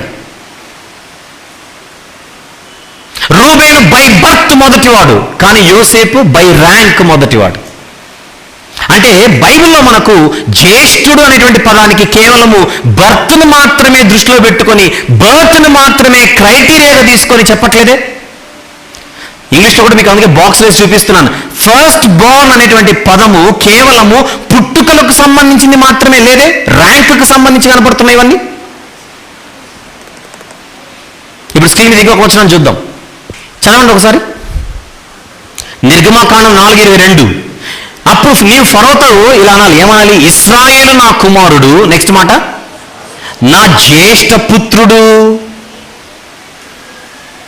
ఏంటది? ఇశ్రాయేలు నా కుమారుడు, నా జ్యేష్ఠ పుత్రుడు. నన్ను చూపించు. ఉంది కదా 4:22 బైబిల్స్లో కూడా ఉంటుంది మీకు. ఇశ్రాయేలు జ్యేష్ఠ పుత్రుడు అంటే ఒక మనిషి గురించి, ఒక జాతి గురించి మాట్లాడుతున్నాడు అక్కడ. 12 గోత్రాలను కలుపుకొని ఒక జాతిని గురించి మాట్లాడుతున్నాడు. ఇప్పుడు జాతుల గురించి మాట్లాడితే అసలు ప్రపంచంలో దేవుడు కలిగించిన మొట్టమొదటి జాతి ఏమని? ఇశ్రాయేలీలా? ఇశ్రాయేలీల కంటే ముందు చాలా జాతులు ఉన్నాయి లేవా? ఇశ్రాయేలీల కంటే ముందు ఎదోమీయులు ఉన్నారు, ఇశ్రాయేలీల కంటే ముందు ఐగుప్తీయులు ఉన్నారు, ఇశ్రాయేలీల కంటే ముందు ఫిలిష్తీయులు ఉన్నారు. వాళ్ళందరూ జాతులేగా. ఇన్ని జాతులు ఉన్నటువంటి ప్రపంచంలో ఇశ్రాయేలు మాత్రమే నా జ్యేష్ఠ పుత్రుడు అని దేవుడు ఇస్తున్న స్టేట్మెంట్లోని ఉద్దేశం ఏంటి? అందరికంటే ఫస్ట్ ఇశ్రాయేలు జాతి పుట్టింది అన్నది దేవుని ఇంటెన్షనా? మీకు ఏమర్థమవుతుందని చెప్పండి. ర్యాంకింగ్, అవునా కదా చెప్పండి? ర్యాంకింగ్. వాక్యమును యాకోబుకి ఇచ్చెను, ఏ జనమునకు ఇలాగూ చేసి ఉండలేదని పాట పడతాం కదా మనం. ధర్మశాస్త్రం ఇవ్వబడిన ఒకే ఒక్క జాతి పాత నిబంధనలు ఇశ్రాయేలు జాతి. దేవుని చేత ఏర్పరచబడినటువంటి ఒకే ఒక జాతి ఇశ్రాయేలు జాతి. స్పెషల్ స్టేటస్ అది వాళ్ళకి. నిర్గమకాండం 19:5-6 వచనాల ప్రకారంగా స్పెషల్ స్టేటస్ అది వాళ్ళకి. ప్రత్యేక హోదా, ప్రత్యేక గుర్తింపు, ప్రత్యేక ర్యాంకింగ్, ప్రత్యేక స్థానం. ఇంగ్లీష్ ఏమంటున్నాడు దాన్ని? కింద చూడండి. Israel is my son, even my first born. అంటే నేను పుట్టించింది వాళ్ళనే ఫస్ట్ అని కాదు అక్కడ. They are so dear to me. Theirs is the first rank in the entire world among all the other nations. సమస్త జనుల మధ్య వీరిది ప్రత్యేకమైనటువంటి స్థానం. చూద్దాం, వచనం చూద్దాం. నిర్గమకాండం 19 ప్లీజ్. నిర్గమకాండము 19వ అధ్యాయం. ఫస్ట్ బోర్న్ అనగానే పుట్టాడు కనుకనే ఫస్ట్ బోర్న్ అనుకుంటే పప్పులో కాలేసినట్టు మనకు అర్థమైపోతుంది. ఇప్పుడు అది పాయింట్ ఇక్కడ.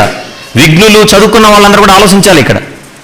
నిర్గమకాండం 19వ అధ్యాయం 5-6 వచనములు.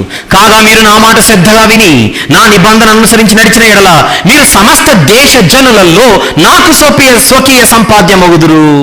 సమస్త భూమి నాదే కదా, మీరు నాకు యాజక రూపమైన రాజ్యముగాను పరిశుద్ధమైన జనముగాను ఉందురని చెప్పుముని ఇశ్రాయేలీలతో పలుకవలసిన మాటలు ఇవే. దేవుడు వారికి ఇస్తున్నటువంటి ర్యాంకింగ్ చూడండి అక్కడ. అర్థమైంది అనుకుంటా మీకు. సమస్త ప్రజల మధ్య వాళ్ళది ఫస్ట్ ర్యాంక్. అంటే ఏ విషయంలోనైనా మిగిలిన వాళ్ళ కంటే పై స్థానంలో ఉంటే వారిని ఏమని పిలుస్తున్నారు ఇక్కడ? జ్యేష్ఠులు, ఫస్ట్ బోర్న్ అని పిలుస్తున్నారు. ఎక్స్క్యూజ్ మీ, ఇప్పుడు ఇంకో విషయం చెప్తాను. రోగాలు ఉన్నాయి, ప్రాణాంతక రోగాలు ఉన్నాయి. Yes are no? రోగాలలో ప్రాణాంతక రోగాలు వేరు. చిన్న జలుబు వచ్చింది, చిన్న జ్వరం వచ్చింది, చచ్చిపోడు. కరోనా వచ్చింది, కొంచెం ఆలోచించాలి. ఎందుకు? జ్వరమే కదా అన్నట్టుగా కరోనానే కదా అని అనుకోవడం లేదు ఇక్కడ. ఎందుకంటే కరోనా ఏం తీయచ్చు? మనిషికి ప్రాణాన్నే తీయచ్చు. కరోనా కంటే ప్రపంచాన్ని గడగడలాడించిన ఒక భయంకరమైన మరొక రోగం ఉండేది, ఇబోలా. ప్రపంచమంతా లేకపోయినా ఆఫ్రికా దేశంలో విపరీతంగా గడగడలాడించింది. అనేది ఏంటంటే, ఏ తరంలోనైనా ఏ రోగమైనా మిగిలిన రోగాల కంటే ప్రాణాలను అవలీలగా తీసేటువంటి రోగం ఏదైనా వస్తే ఆ రోగాన్ని ఏమంటారో బైబిల్లో చూద్దాం. యోబు గ్రంథము 18వ అధ్యాయం కనబడుతుంది చూడండి, 13వ వచనం. యోబు గ్రంథం 18వ అధ్యాయము 13వ వచనం చూద్దాం ఒకసారి. యోబు గ్రంథము 18వ అధ్యాయం 13వ వచనం. అది వారి దేహ అవయవములను భక్షించును. అది అంటే రోగం. అది వారి దేహ అవయవములను భక్షించును. మరణ జ్యేష్ఠుడు వారి అవయవములను భక్షించును. ఏ జ్యేష్ఠుడట చెప్పండి? మరణ జ్యేష్ఠుడు అంటే మరణానికి పుట్టినోడా? ఏమనుకోవాలి ఇప్పుడు?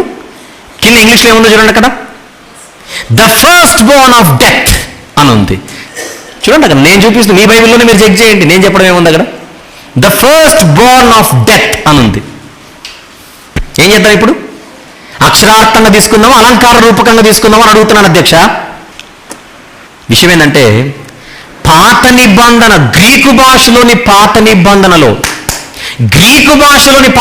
సెప్టుఅజింట్లో ఇప్పుడు నేను చూపిస్తున్న వచనాలన్నింటిలో మీకు ప్రోటోటోకోస్ అనే ఉంటుంది. ప్రోటోటోకోస్ ఎక్కడ చూసాం? ప్రోటోటోకోస్ అనే పదం మనము ఒరిజినల్గా కొలసి పత్రిక 1:15లో చూసిన ప్రోటోటోకోస్ అనే పదం ఇప్పుడు నేను చూపించిన వచనాలన్నింటిలోనే కనపడుతుంటుంది. కాకపోతే ఇప్పుడు మీరు వెంటనే హీబ్రూ బైబిల్ ఓపెన్ చేసి ప్రోటోటోకోస్ లేదా అనకండి. నేను హీబ్రూ బైబిల్ గురించి మాట్లాడట్లా, గ్రీకు భాషలోని బైబిల్ గురించి మాట్లాడుతున్నా. మీరు నన్ను సరిగ్గా క్యాచ్ చేయకపోతే మీ తప్పు అవుతుంది. అర్థమవుతుందా పాయింట్? అంటే జ్యేష్ఠుడు అని కనబడగానే ప్రతిసారి మొదట పుట్టినవాడు అని వేసుకుంటే ఇవన్నీ కూడా పడేలని కొడతాయి వచనాలన్నీ. లిటరల్గా తీసుకునే వచనాలు ఉన్నాయి, ఫిగరేటివ్గా తీసుకునే వచనాలు కూడా ఉన్నాయి. వాటిని ఫిగరేటివ్గా తీసుకోవాలంటే తీసుకో అంతే. ఇప్పుడు మరణ జ్యేష్ఠుడు ఇంగ్లీష్లో ఏం చెప్పాడు ఇక్కడ? మరణ జ్యేష్ఠుడికి ఇంగ్లీష్లో ఏముంది? The first Born of death అని ఉంది. అంటే ఇప్పుడు మరణానికి పుట్టిన మొదటి బిడ్డ. వీళ్ళ నాన్న పేరు డెత్ అయితే వీడి పేరు డెత్తు, ముద్దుగా ఏదో. అర్థమవుతుందో లేదో? కాన్సెప్ట్ మీరు క్యాచ్ చేస్తున్నారో లేదో చేయాలి. That's your primary duty. ఇంకొకటి చూద్దాం. దినవృత్తాంతంలో మొదటి గ్రంథం, దినవృత్తాంతంలో మొదటి గ్రంథం 26వ అధ్యాయం. దినవృత్తాంతంలో మొదటి గ్రంథం 26వ అధ్యాయం 10వ వచనం ఒకసారి చూద్దాం. స్క్రీన్ మీద కూడా కనపడుతుంది చూడండి. స్క్రీన్ మీద కూడా కనపడుతుంది. మెరారీయులలో హోసాను వానికి కలిగిన కుమారులు ఎవరనగా జ్యేష్ఠుడగు షిమ్రీ అని చెప్పి వెంటనే వీడు జ్యేష్ఠుడు కాకపోయినను వాని తండ్రి వాని జ్యేష్ఠ భాగస్థునిగా చేసెను. ఇదేంటిది? ఒరిజినల్గా అయితే జ్యేష్ఠుడు కాదట. ఒరిజినల్గా అయితే జ్యేష్ఠుడు కాదు, వాళ్ళ నాన్న చేశాడట జ్యేష్ఠునిగా. ఇది ఎట్లా కుదురుతుంది జ్యేష్ఠునిగా చేయడం అంటే? ఇంగ్లీష్లో ఏముందో చూడండి కింద. ఈ బ్రాకెట్లు ఉంది, for though he was not the first Born yet his father made him the chief. మీకు అర్థమవుతుందో లేదో, జ్యేష్ఠునిగా చేయడం అంటే ర్యాంకింగ్, ఫస్ట్ ర్యాంకింగ్ ఇవ్వడం అనమాట. ఫస్ట్ ర్యాంక్ పొజిషన్లో కనపడుతున్నాడు షిమ్రి అనేటువంటి వ్యక్తి ఇక్కడ.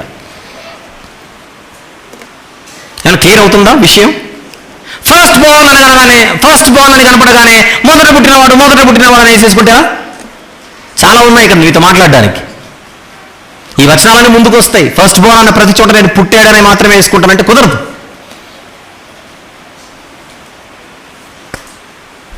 ఇప్పుడు చూడండి, ఇంకొక అద్భుతమైనటువంటి వచనం కనపడుతుంది మనకి యెషయా గ్రంథంలో. వద్దాం, యెషయా గ్రంథము ప్లీజ్, 14వ అధ్యాయం. యెషయా గ్రంథం 14వ అధ్యాయం 30వ వచనం చూద్దాం ఒకసారి. Verse number 30. ఎవరైనా చదువుతారా? యెషయా గ్రంథం 14వ అధ్యాయం 30వ వచనం. అప్పుడు అతి బీదలైన వారు భోజనము చేయుదురు. బీదలు వేరు, చెప్పాలి, బీదలు వేరు, అతి బీదలు వేరు. బీదలు వేరు, అతి బీదలు వేరు. ఈ అతి బీదలను, అతి బీదలను ఇంగ్లీష్లో ఏమన్నాడు స్క్రీన్ మీద చూద్దాం. చూడండి అక్కడ, the first Born of the pour అనేది చూడండి అక్కడ. The first Born of the pour. ఏమని అర్థం చేసుకోవాలి దీన్ని? ఏమంటారు ఇప్పుడు? పేదోళ్ళ కుటుంబాలలో ఫస్ట్ పుట్టినోళ్ళు అనా? పేదోళ్ళ కుటుంబాలలో ఫస్ట్ పుట్టినోళ్ళు అని తీసుకుందామా అని అడుగుతున్నాను. అతి బీదలైన వారు భోజనము చేయుదురు అలా ఉండకూడదండి, తర్జుమా తప్పది. ఫస్ట్ పుట్టినోళ్ళు ఫస్ట్ భోజనం చేయాలి అని అంటారా?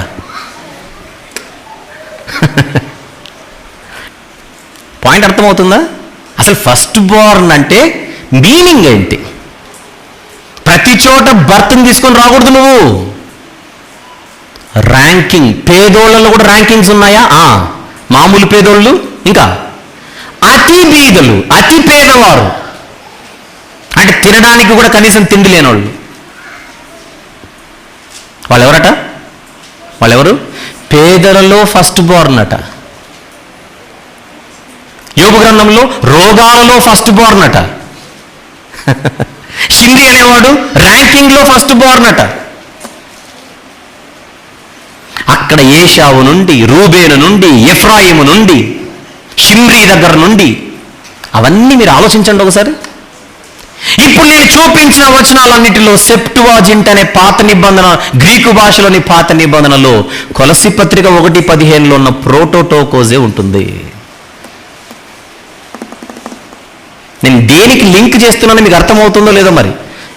ఇంటికి వెళ్ళిన తర్వాత మళ్ళీ వినండి మెసేజ్. ఇది ఆది సంభూతుడు అన్నది తెలుగులో కొలస్సీ పత్రికలో. అయితే మొదట పుట్టినవాడా? ఆది సంభూతుడు అంటే అర్థం ఏంటి? సర్వ సృష్టికి ఆది సంభూతుడై ఉన్నాడంటే సృష్టిలో అందరికంటే ఫస్ట్ ఆయనే పుట్టినవాడు అని అందామా? ఇంగ్లీష్లో కూడా ఫస్ట్ బోర్న్ కదా ఉంది కదండి అని మీరు అంటారేమో. ఫస్ట్ బోర్న్ గురించే మాట్లాడుతున్నాను నేను, ప్రోటోటోకోస్ గురించే మాట్లాడుతున్నాను నేను. ఇవన్నీ ఎందుకు మాట్లాడుతున్నాను? యేసుక్రీస్తు ప్రభువారు ఒకప్పుడు లేడు, కాకపోతే ఫస్ట్ పుట్టాడు అని చెప్పడానికి బైబిల్ ఆమోదించదు, బైబిల్ సపోర్ట్ చెయ్యదు.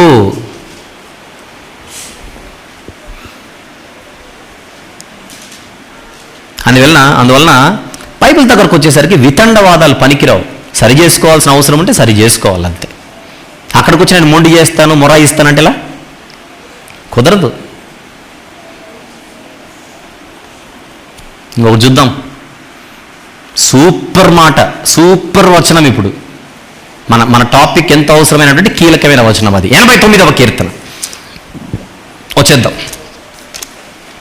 89వ కీర్తన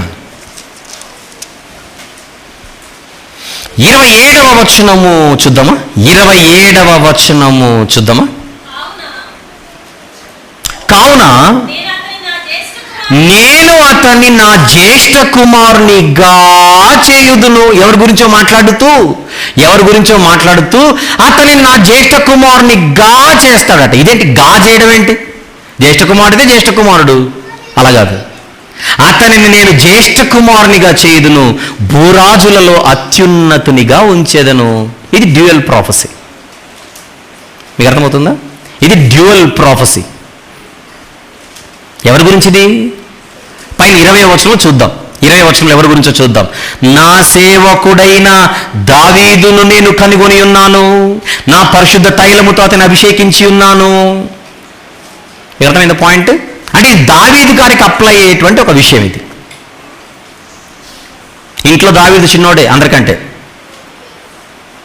కానీ మీరు ఆలోచించండి, సమూయేలు గారు అభిషేకం చేయడానికి వాళ్ళ ఇంటికి వెళ్ళినప్పుడు పెద్దవాడిని, రెండోవాడిని, మూడోవాడిని ఎవరిని దేవుడు ఎన్నుకోలేదు. ఎవరిని ఎన్నుకున్నాడు? అందరిలో చిన్నోడిని తీసుకొని ఏంగా చేశాడు? ఫస్ట్ ర్యాంక్ ఇచ్చేసరికి దావీదు గారు ఏమైపోయాడు? ఇప్పుడు వాళ్ళ ఫ్యామిలీలో జ్యేష్ఠుడైపోయాడు. చూడండి అక్కడ ఏమంటున్నాడు 27వ వచనంలో, నేను అతనిని నా జ్యేష్ఠ కుమారునిగా చేయుదును, భూరాజులలో అత్యున్నతునిగా ఉంచెదను. రాజులలో అత్యున్నతుడు. దావీదు గారి టైంలో దావీదు గారే బెస్ట్. కొన్ని చోట్ల ఫెయిల్యూర్స్ కనబడ్డాయి, కానీ ఓవరాల్గా దావీదు గారు అంటే హడల్, best king in the history of Jews. అయితే విషయం ఏంటంటే ఇది దావీదు గారికి ఒక లెవెల్ వరకు అప్లై అవుతుంది. చూసాం కదా బైబిల్లో చాలా చోట్ల డ్యూయల్ ప్రాఫెసీస్ అనేవి ఉంటాయి. ఇశ్రాయేలు బాలుడై ఉండగా ఐగుప్తుల నుంచి నేను అతన్ని తోడుకొని వచ్చి తిని అని ఉంటుంది. అది ఇశ్రాయేలు 12 గోత్రాలకు వర్తిస్తుంది హోషేయ గ్రంథం 11:1. అండ్ యేసుప్రభు కూడా అప్లై అవుతుంది. ఒకటి పాస్ట్లో ఇశ్రాయేలుకి అప్లై అవుతుంది, ఒకటి ఫ్యూచర్లో యేసుప్రభుకి అప్లై అవుతుంది. డ్యూయల్ ప్రాఫెసీస్ అది. నా దేవా నన్నేలా చేయి విడిచి తిరిగి, అది దావీదు గారికి అప్లై అవుతుంది ప్రజెంట్ కాంటెక్స్ట్లో. ఫ్యూచర్ కాంటెక్స్ట్ ఎవరికి అప్లై అయిపోతుంది? యేసుప్రభు కూడా అప్లై అవుతుంది. నిర్హేతకముగా నాకు శత్రువులయ్యారని దావీదు గారు అంటారు. ప్రజెంట్ సిచ్యువేషన్లో ఆయనకు అప్లై అవుతుంది, ఫ్యూచర్లో యేసుప్రభుకు అప్లై అవుతుంది. Dual prophecies, 2-fold prophecies. అలాగే ఇక్కడ జ్యేష్ఠ కుమారునిగా చేయడం అట, ప్రోటోటోకోస్గా చేయడం. మీకు అర్థమవుతుందో లేదో? ప్రోటోటోకోస్గా చేయడం, జ్యేష్ఠ కుమారునిగా చేయడం అర్థం ఏంటి? ర్యాంకింగ్లో ఆయనను సుప్రీం స్థానంలో చూపెట్టడం. దావీదు గారికి స్మాలర్ సెన్స్, చిన్న లెవెల్లో, చిన్న అరీనాలో, చిన్న పరిధిలో ఇది అప్లై అయితే యేసుక్రీస్తు ప్రభుకు ఇది మెస్సియానిక్ ప్రాఫెసీ కూడా. ఫ్యూచర్లో ఇది యేసుక్రీస్తు ప్రభుకు సంబంధించిన ఒక ప్రవచనం కూడా. ఇప్పుడు దీనంతటిని మైండ్లో పెట్టుకొని మళ్ళీ కొత్త నిబంధనలోకి వెళ్ళిపోదాం. కొత్త నిబంధనలోకి వెళ్ళిపోతే ఇప్పుడు కొలస్సీలకు వ్రాసిన పత్రికలో పౌలు భక్తుడు ఏం చెప్పాలనుకుంటున్నాడు? ఇప్పుడు కొలస్సీ సంఘంపై ఎవరి ప్రభావం ఉందని చెప్పాను ఇంట్రొడక్షన్లో? కొలస్సీ సంఘంలో ఎవరి ప్రభావం ఉందని చెప్పాను? నోస్తిక సిద్ధాంత ప్రభావం ఉంది. నోస్తిక సిద్ధాంతాలలో రకరకాలు ఉన్నాయని చెప్పాను కదా ఇందాక. మళ్ళీ ఆ రకరకాల నోస్తిక సిద్ధాంతాలలో ఒక సిద్ధాంతం కొలస్సీల మీద పడినటువంటి ప్రభావం ఏంటని అడిగితే, యేసుక్రీస్తు అనేటువంటి ఆయన సృజింపబడినవాడు. యేసుక్రీస్తు అనేటువంటి ఆయన సృజింపబడినవాడు. ఆయన ఇయాన్స్లో ఒకడు, ఇందాక చూపించాను కదా స్క్రీన్ మీద, ఇయాన్స్లో ఒకడు అనేటువంటిది వస్తున్నప్పుడు, అంటే పరలోకంలో ఇయాన్స్ అనే వాళ్ళు ఉన్నారని స్క్రీన్ మీద చూపించాను. ఆ ఇయాన్స్ అంటే సుప్రీం దేవుడి నుంచి ఉద్భవించినటువంటి ఇయాన్స్లో ఒకడైనటువంటి ఆయన అని ఈ కొలస్సీలు యేసుక్రీస్తు ప్రభువుని ఆ విధంగా వాళ్ళు ఊహించుకునేటువంటి భావంలోనికి జారిపోయారు. అలాంటి వారికి పత్రిక రాస్తూ ఆయన అంటున్నమాట, మేము ప్రకటిస్తున్నా లేదా మీ సంఘములో ప్రకటించబడుతున్నటువంటి యేసుక్రీస్తు అంటే ఎవరు అనుకుంటున్నారు? ఆయన అదృశ్య దేవుని స్వరూపి. అది ఫస్ట్ పాయింట్ ఇక్కడ. అదృశ్య దేవుని స్వరూపి అని అంటే ఈయనను చూస్తే ఇంకా దేవుడు ఎలా ఉంటాడు నీకు అర్థమైపోవాలి. ఈయనను చూస్తే అంటే అదృశ్య దేవుని యొక్క స్వరూపి అన్న మాట ఇయాన్స్కి వర్తించదు.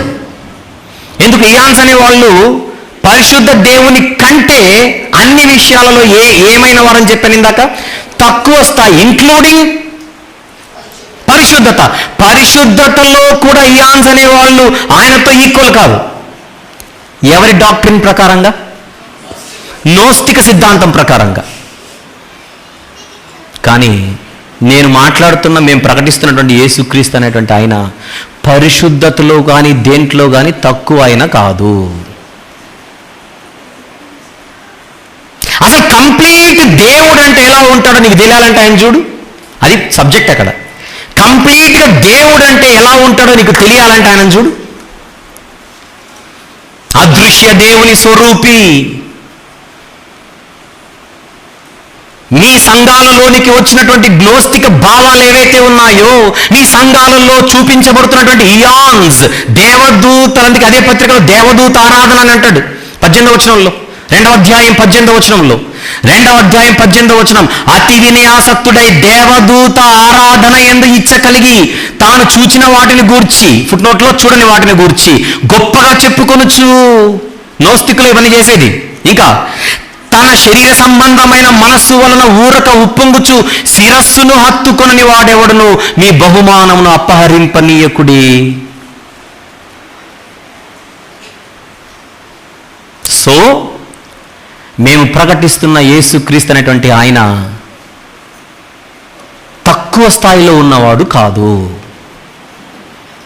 సాక్షాత్తు he is the image of invisible God, reflection of God.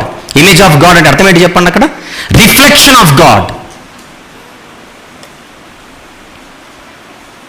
Exact copy of God. ఆ సెన్స్ చెప్తున్నాను నేను ఇక్కడ. ఎగ్జాక్ట్ కాపీ ఆఫ్ గాడ్ అంతే.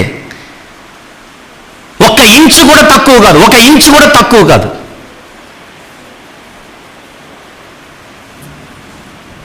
తర్వాత సర్వసృష్టికి, నెక్స్ట్ మాట, సర్వసృష్టికి ప్రోటోటోకోజ్ అయి ఉన్నాడు. చెప్పండి, సర్వసృష్టికి ఏమై ఉన్నాడు ఆయన? ప్రోటోటోకోజ్ అయి ఉన్నాడు. అంటే అర్థం ఏంటి? ఫస్ట్ బోర్న్ అయి ఉన్నాడు, అంటే ఆది సంభూతుడై ఉన్నాడు. అసలు ఫస్ట్ బోర్న్ అంటే ఇంతవరకు మనం చూసింది ఏంటి? బర్త్లోనా? సర్వసృష్టికి ప్రోటోటోకోజ్ అయి ఉన్నాడంటే పుట్టుకను బట్ట ఏమర్థం చేసుకోవాలి దీన్ని? మనం ఇప్పుడు మన డిక్లరేషన్ ఇవ్వడం కాదు, అక్కడే పౌలు గారిని అడుగుదాం, కాసేపట్లో అడుగుదాం. పౌలు గారు, ఇప్పుడు ప్రోటోటోకోస్ 2 మీనింగ్స్ ఉన్నాయి, లిటరల్ మీనింగ్ ఉంది, ఫిగరేటివ్ మీనింగ్ ఉంది. అంతే కదా మనం చూసింది ఇందాక. అక్షరార్థంగా పుట్టుకను బట్టి కూడా రూబేను కూడా ప్రోటోటోకోసే యాకోబు గారికి, ఏషావు కూడా ప్రోటోటోకోసే ఇస్సాకు గారికి. కానీ ర్యాంక్లో యాకోబు గారు వచ్చేసారు, ర్యాంక్లో యోసేపు గారు వచ్చేసారు, ర్యాంక్లో ఎఫ్రాయిం గారు వచ్చేసారు. ఇప్పుడు మనం అడగాలి, ఇప్పుడు యేసుక్రీస్తు ప్రభు గురించి మీరు ఆది సంభూతుడు అని రాశారు, ఫస్ట్ బోర్న్ అని రాశారు, ప్రోటోటోకోస్ అని రాశారు. ఇప్పుడు మేము లిటరల్గా తీసుకోవాలా లేకపోతే ఫిగరేటివ్గా తీసుకోవాలా? ఏ విషయంలో తీసుకోవాలి? బర్త్ అని తీసుకోవాలా, ర్యాంక్ అని తీసుకోవాలా అని ఆయన అడిగితే ఆయన వెంటనే 16వ వచనం కూడా చదవండి నాయన అంటున్నాడు. చూద్దాం, 15 చదివి 16కు వద్దాం. ఆయన అదృశ్య దేవుని స్వరూపి అయి సర్వ సృష్టికి ఆది సంభూతుడై ఉన్నాడు. ఆమెన్ అని కాదు, అక్కడ క్లోజింగ్ కాదు. ఏలయనగా అంటే మీనింగ్ అంటే తెలుగులో? ఎందుకంటే బికాజ్, ఈ కారణాన్ని బట్టి ఆయన ఫస్ట్ బోర్న్, ఈ కారణాన్ని బట్టి ఆయన ప్రోటోటోకోస్, ఈ కారణాన్ని బట్టి ఆయన ఆది సంభూతుడు అని చెబుతున్నాడు. ఏ కారణాన్ని బట్టి? సర్వ సృష్టికి ఆయన ఎలా ఆది సంభూతుడు, ఏ కారణాన్ని బట్టి అని అడిగితే అప్పుడు అంటున్నాడు, ఆకాశమందున్నవియు, నెక్స్ట్ భూమి అందున్నవియు, దృశ్యమైనవి గాని అదృశ్యమైనవి గాని, అవి సింహాసనములైనను ప్రభుత్వములైనను ప్రధానులైనను, రైటా? ఇంకా దృశ్యమైనవి గాని అదృశ్యమైనవి గాని, అవి సింహాసనములైనను ప్రభుత్వములైనను ప్రధానులైనను అధికారములైనను సర్వమును ఆయన యందు సృజింపబడెను. సర్వమును ఆయన ద్వారా, ఆయనను బట్టి సృజింపబడెను. ఆయన అన్నిటికంటే ముందుగా ఉన్నవాడు, ఆయనే సమస్తమునకు ఆధారభూతుడు. ఇక్కడెక్కడైనా కూడా వీటన్నిటికంటే ముందే ఆయన పుట్టాడు కనుక ఆది సంభూతుడు అని చెబుతున్నాడా, లేకపోతే ఇంకొకటి ఏదో చెబుతున్నాడా? ఆలోచించండి. అక్కడ ఏలయనగా అన్నిటినీ కలుగజేసిన సుప్రీం రూలర్ ఆయన అని చెబుతున్నాడు. ర్యాంక్. ఇప్పుడు నోస్తికుల సిద్ధాంతంలో ఒక కొలస్సీ సంఘంలోనికి వచ్చింది ఏంటి? యేసుక్రీస్తు అనేటువంటి ఆయన సృజింపబడిన వాటిలో ఒకడు అని వస్తుంటే, సృజింపబడిన వాటిలో ఒకడు కాదు, సృజింపబడిన వాటిని సృష్టించిన సృష్టికర్త. అది సబ్జెక్ట్. అక్కడ అవసరమైతే నేను ఒక నిమిషం ఆగిపోతాను, మీరు చదవండి, మీకు అది కాకుండా ఇంకేం అర్థమవుతుంది నేను చూస్తాను. అదే అర్థమవుతుంది. ఇక్కడ పౌలు గారు చెబుతుంది, యేసుక్రీస్తు అనేటువంటి ఆయన క్రియేటెడ్ బీయింగ్ కాదు, క్రియేటర్. ఆయన సృజింపబడినవాడు కాదు, సృష్టించినవాడు. సృజింపబడినవాడు కాదు, సృష్టించినవాడు. అది సబ్జెక్ట్ అక్కడ. ఇంకా అద్భుతమైన విషయం చెప్తాం లోపలికి వెళ్ళి. వేటిని సృజించాడట చెప్పండి? వేటిని? భూమి మీద ఉన్నవేనా, ఆకాశమందున్నవి కూడానా? ఆకాశమందున్న వాటిని ఆయనే సృష్టించాడు, ఇంకా భూమి అందున్నది వాటిని ఆయనే సృష్టించాడు, ఇంకా దృశ్యమైన వాటిని ఆయనే సృష్టించాడు, ఇంకా అదృశ్యమైన వాటిని ఆయనే సృష్టించాడు, ఇంకా అవి సింహాసనములైన, ప్రభుత్వములైన, ప్రధానులైన, అధికారములైన సర్వము ఆయన యందు సృజింపబడెను. సర్వము ఆయన ద్వారా, ఆయనను బట్టి సృజింపబడెను. ఆయన అన్నిటికంటే ముందుగా ఉన్నవాడు, ఆయనే సమస్తమునకు ఆధారభూతుడు. He supreme, superior to everything. ఏవైతే కలుగజేయబడ్డాయో వాటన్నిటినీ కలుగజేసిన వాడు ఆయన. Are you ready with English? Show it on the screen. For by him were all things created that are in heaven. ఆకాశం అనగానే మీరు కేవలము ఈ పైన కనపడుతున్న ఈ నీలి రంగులో ఉండేటువంటిది మాత్రమే అనుకోకండి. ఈవెన్ ఇన్ హెవెన్ అంటే ఒక రకంగా చెబితే, నోస్తికులరా ఒకవేళ అనుకున్నాం కాసేపు నోస్తికుల గురించి మనం మాట్లాడితే, మీరు పరలోకములో దేవదూతలు అనేవాళ్ళు, ఈయాన్స్ వాళ్ళ భాషలో అనేవాళ్ళు ఉంటే, ఆ దేవదూతలను కలిగించింది కూడా ఆయన ఏం చెప్తున్నాడు, సబ్జెక్ట్ అది.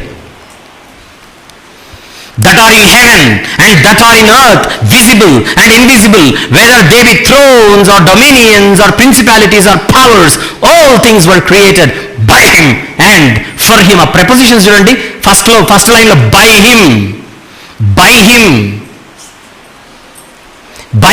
for him. అర్థమవుతుందా? సమస్తము ఆయన ద్వారా, ఆయన కొరకు, ఆయన నిమిత్తం. ఏంటిదంతా? మళ్ళీ చూద్దాం, తెలుగుకి వచ్చేసేయండి అందరూ. ఆకాశముందున్నవి, భూమి ఎందున్నవి, దృశ్యమైనవి గాని అదృశ్యమైనవి గాని, సింహాసనములైనను, ప్రభుత్వములైనను, ప్రధానులైనను, అధికారములైనను. మీరు ఆలోచించండి, ఆకాశములో సింహాసనాలేంటి, ఆకాశంలో ప్రభుత్వాలేంటి, ఆకాశంలో ప్రధానులేంటి, ఆకాశంలో అధికారములేంటి? ఆకాశం అనని ఈ ఆకాశం మాత్రమే చూశారు. పరలోకం, హెవెన్, పరలోకంలో అధికారాలు. ప్రధాన దూత పేరు చెప్పండి, దూతలలో ప్రధాన దూత పేరు చెప్పండి. మిఖాయేలు.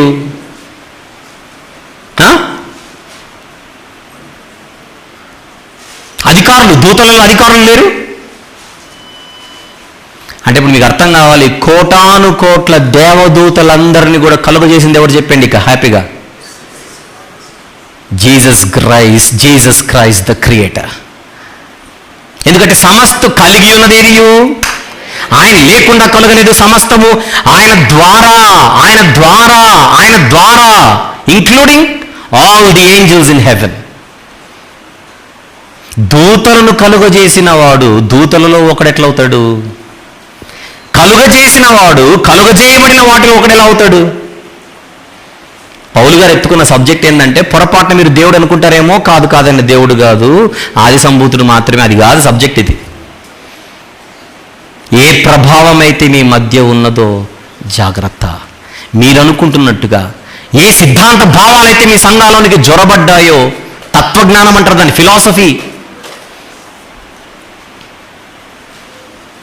ఫిలాసఫికల్ వరల్డ్కి మీరు బలి కాకండి. నిరర్థకమైన తత్వజ్ఞానానికి మీరు బలి పశువులు కాకండి అని చెబుతున్నాడు కొలసీ పత్రికలో.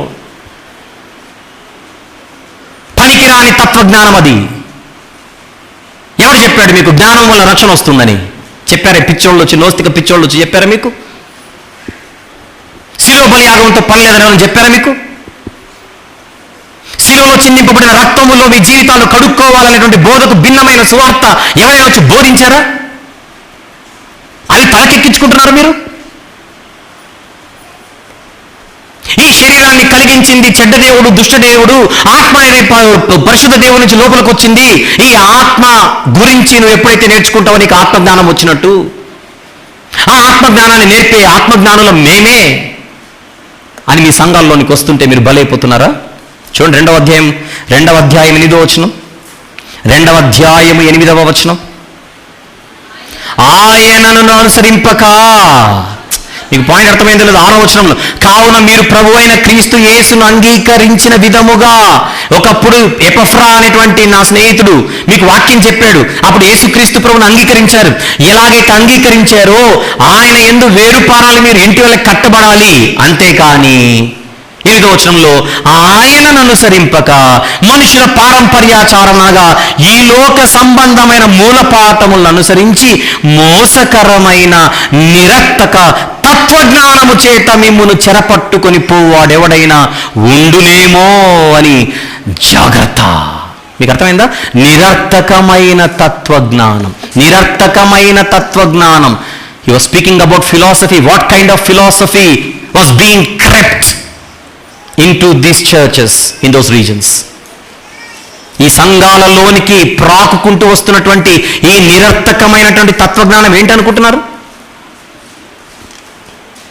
క్రీస్తు పూర్వము ప్లేటో అనేటువంటి ఒక తత్వవేత్త యొక్క భావాలు ఎక్కించుకొని కొత్త కొత్త సిద్ధాంతాలను పుట్టించి ప్రజల్లోనికి వచ్చినటువంటి అనేక మంది నిరర్థక తత్వవేత్తలు. అందుకే ఆ గ్రీసు ప్రాంతంలో ఉన్న సంఘానికే రాస్తున్నాడు కొరింథీయులకు, జ్ఞాని ఎక్కడా, జ్ఞాని ఏమయ్యను, శాస్త్రి ఏమయ్యను, ఈ లోకపు తర్కవాది ఏమయ్యను. ఈ లోక జ్ఞానం వెరితనం, ఎక్కించుకోకండి. నాలెడ్జ్ ఈజ్ సాల్వేషన్ అంటారు నాస్టిక్స్. నాసిస్ అంటేనే జ్ఞానం. నాస్టిసిజంలో జిఎన్ఓఎస్ అనే మొదటి 4 అక్షరాలు ఉన్నాయి.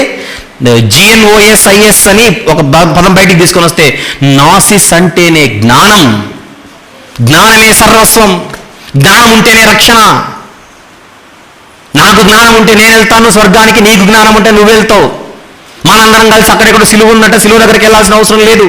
ఇవి బుద్ధి లేని పనికిరాని బోధలు ఆ రోజుల్లో చేస్తుంటే వాళ్ళందరినీ తీసుకొని వచ్చి ఏమంటున్నాడు అక్కడ 8వ వచనంలో మొదటి అధ్యాయం, ప్రతి మనిషిని క్రీస్తునందు సంపూర్ణంగా చేసి ఆయన ఎదుట నిలవబెట్టవలనని సమస్త విధములైన జ్ఞానముతో మేము ప్రతి మనిషినికి బుద్ధి చెప్పుచున్నాం, బోధిస్తున్నాం, ఆయనను ప్రకటించుచున్నాం. పాయింట్ అది.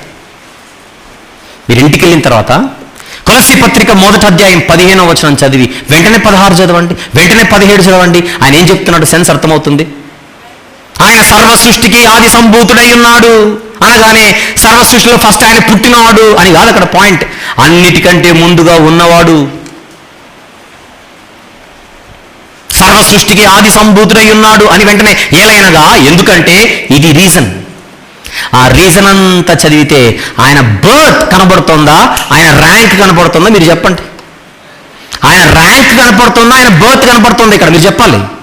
పరలోకంలో పుట్టాడు అని అనిపిస్తుందా, మొత్తం సర్వ సృష్టికి పైన రూలర్గా ఉన్నాడు, సుప్రీం రూలర్గా ఉన్నాడు, క్రియేటర్గా ఉన్నాడు అని అర్థమవుతుందా? మీకు ఇక్కడ ఆయన క్రియేటర్గా కనపడడం లేదా అని అడుగుతున్నాను నేను. 16, 17 వచనాలలో యేసుక్రీస్తు ప్రభువారు మీకు క్రియేటర్గా కనబడుతున్నాడా లేదా అని అడుగుతున్నాను. కనబడకపోతే 100 సార్లు చదవండి మళ్ళీ. మీకు కనబడకపోతే ప్రాబ్లం మీది. క్రియేటర్గానే కనపడుతున్నాడు, క్రియేటర్నే కనబడి తీరాలి. నాకు కనబడ్డం లేదని అంటే నువ్వు చదవడం నీకు రాక, సరైన పద్ధతిలో దాన్ని చూడడం రాక, చదువుకోవాలంతే, వేరే ఆప్షన్ లేదు నీకు. క్రియేటర్ అన్నవాడు దేవుడు కాకపోతే ఏమవుతాడు ఇంక చెప్పండి ఫైనల్గా? సృజించిన వాడు దేవుడు కాకపోతే ఏమవుతాడు? సృష్టికర్త. ఆయన సృష్టికర్తనే కానీ దేవుడు కాదండి. నువ్వు 21వ శతాబ్దపు నోస్తికుడు. మరి ఎందుకంటే ఆ నోస్తికులు కూడా అదే అంటున్నారు మళ్ళీ. సృష్టికర్త అయిన దేవుడు ఉన్నాడు కానీ ఆయన మంచోడు కాదు. నోస్తికులు మీరేమంటున్నారు? సృష్టిస్తే సృష్టించిండొచ్చు కానీ దేవుడు కాదు. వాళ్ళది ఒక రోగం, మీది ఒక రోగం. ఎప్పుడైతే నువ్వు ఆయనను సృష్టికర్తను ఒప్పుకుంటావో చచ్చినట్టు దేవుడిని ఒప్పుకోవాల్సింది అంతే. ఎంతకైనా బరి దిగిస్తారండోయ్. ఓహో అలాగైతే సృష్టికర్త కూడా కాదు అన్న అంటారు, అంతే కదా. దేవుడు అనాల్సిన పరిస్థితి ఏర్పడితే సృష్టికర్తను కూడా మానేస్తాం. ఇది మైండ్లో పెట్టుకొని ప్రకటన గ్రంథం 3:14 చదివండి, క్లోజ్ చేద్దాం. ప్రకటన గ్రంథం 3వ అధ్యాయం, ప్రకటన గ్రంథము 3వ అధ్యాయం 14వ వచనము చూద్దాం ఒక్కసారి. 14, ఆమెనను వాడును, లవదోకేలో ఉన్న సంఘపు దూతకు, ఆమెనను వాడును నమ్మకమైన సత్యసాక్షియు దేవుని సృష్టికి ఆదియునైన వాడు చెప్పు సంగతులు ఏమనగా. ఇక్కడ ఆది అనగానే వెంటనే మీరు ఏ సెన్స్ తీసుకోవాలి? ద ఫస్ట్ బార్న్ అని తీసు. ద ఫస్ట్ బార్న్ అంటే ఏ విషయంలో? బర్త్లోనా, ర్యాంక్లోనా? ర్యాంకులు. Because he's the beginner of the creation, he's the one who began the work. అర్థమైందా? ఆయనే కదా మొత్తం బిగిన్ చేసింది, పని చేసింది ఆయన. కనుక సృష్టి కార్యక్రమాన్ని మొదలుపెట్టిందంటే కార్యరూపకములో కార్యాన్ని మొదలుపెట్టింది. సమస్తం ఆయన ద్వారా చేయబడాలి కనుక ఫస్ట్ వర్క్ స్టార్ట్ చేసింది ఆయన కనుక he's the beginner of the creation. ఆయన కలుగు చేస్తే ఈ సర్వ సృష్టి వచ్చింది. అందుకే మంచి పాట, అవని అంతా ఆయనదే అయినా స్థలమేది. ఇది అందరికీ స్థలం ఉంది, యేసుకు చోటేది. నక్కలకు బొరియలు ఉన్నవి కానీ, ఆకాశ పక్షులకు గూళ్ళున్నవి కానీ, మనుష్య కుమారునికి తలవాల్చుకొనుటకైనను చోటలేదు. నిజమే, అన్నిటినీ కలుగజేసిన సృష్టికర్త అయిన ఆ యేసుక్రీస్తు ప్రభు ఈరోజు మన దగ్గర హృదయం అనే ద్వారం వద్ద నిలబడి ఏం చేస్తున్నాడు? తట్టుచున్నాడు. ఇది దారుణం. డోర్ ఓపెన్ చేయనంటే waste. Last but not the least, హెబ్రీ పత్రిక మొదటి అధ్యాయం 10వ వచనం. ప్రభువా, నీవు ఆది యందు భూమికి పునాది వేసితివి. ఎవరి గురించింది? యేసుక్రీస్తు ప్రభు. యేసుక్రీస్తు ప్రభు యేసుక్రీస్తు ప్రభు గురించే అది. కానీ మీరు డౌట్ ఇవ్వడాల్సిన అవసరం లేదు. ఏమోనండి, కాదేమో అని కూడా ఆలోచించకండి. ఆ వచనం 100% యేసు ప్రభు గురించి. యెహోవా దేవునికి అప్లై కదా? అవుతుంది. 102వ కీర్తనలోని ప్రవచనం అది. అక్కడ యెహోవా దేవునికి కీర్తనకారుడు అప్లై చేస్తుంటే పరిశుద్ధాత్ముడిది యేసు ప్రభు కూడా అప్లై చేసి చూపించాడు. ఎందుకంటే సృష్టి కార్యక్రమంలో ముగ్గురు హ్యాండ్ ఉందిగా, అది పాయింట్. ప్రభువా, నీవు ఆది యందు భూమికి పునాది వేసితివి, ఆకాశములు కూడా నీ చేతి పనులే, అవి నశించును గాని నీవు నిలిచి ఉండు. అవన్నీ వస్త్రము వలె పాతగిలును, ఉత్తరీయం వలె వాటిని మడిచివేతువు. అవి వస్త్రము వలె మార్చబడును గాని నీవు ఏకరీతిగానే ఉన్నావు. నీ సంవత్సరములు తరుగవని చెప్పుచున్నాడైతే. దూతలకు ఇది అప్లై కాదంటున్నాడు కింద. దూతలకు అప్లై కాదు ఇది. అంటే దాని అర్థం దూతలలో ఒకడు కాదు, దూతలకు పైనున్నవాడు సృష్టికర్త. అది పాయింట్ అక్కడ. హెబ్రీ పత్రిక 1:10 నుంచి కూడా మీరు చూస్తే ఇక్కడ గ్రంథకర్త ఏమిగా చూపిస్తున్నాడు? యేసు ప్రభుని సృష్టికర్తగా. అక్కడ పౌలు గారు ఏమని చూపిస్తున్నారు? సృష్టికర్తగా. అసలు అక్కడ ఆ ప్రెపోజిషన్స్ ఇందాక చూపించాను. అందుకే ఆయన ద్వారా, ఆయనను బట్టి. ఆయనను బట్టి ఏంటి? మీకు అది అర్థమైపోవాలి. మనందరం ఎవరి నిమిత్తము లేదు, మనమందరం ఎవరి కొరకు జీవిస్తున్నాం, మనమందరం ఎవరి కొరకు బతకాలి చెప్పండి? పాయింట్. బ్రతుకుట క్రీస్తే అంటున్నాడు అక్కడ ఆయన. అసలు ఆయన దేవుడు కాకపోతే నువ్వు ఆయన కొరకు ఎందుకు బతకాలి? పాయింట్. మనం జనరల్గా అంటాం కదా, మనం దేవుని కోసం బతకాలి, దేవుని కోసం బతకాలి, దేవుని కోసం బతకాలి అని మాట్లాడుతుంటాం. దేవుని కోసం బ్రతకాలి అని అన్నప్పుడు బైబిల్లో క్రీస్తు కొరకు బ్రతకాలని కూడా స్టేట్మెంట్లు కనపడుతున్నాయి. ఆటోమేటిక్గా అక్కడ చూపిస్తుంది. ఏమనుకుంటున్నారు అక్కడ? నీకు ఆ ఫీలింగ్ కలగాలి. దేవుడు అనేటువంటి ఫీలింగ్ కలగకపోతే నీకు సృష్టికర్త అర్థమైనట్టు కాదు, ఆయన పనులు అర్థమైనట్టు కాదు, ఆయనను బట్టి ఇవేవి అర్థమైనట్టు కాదు.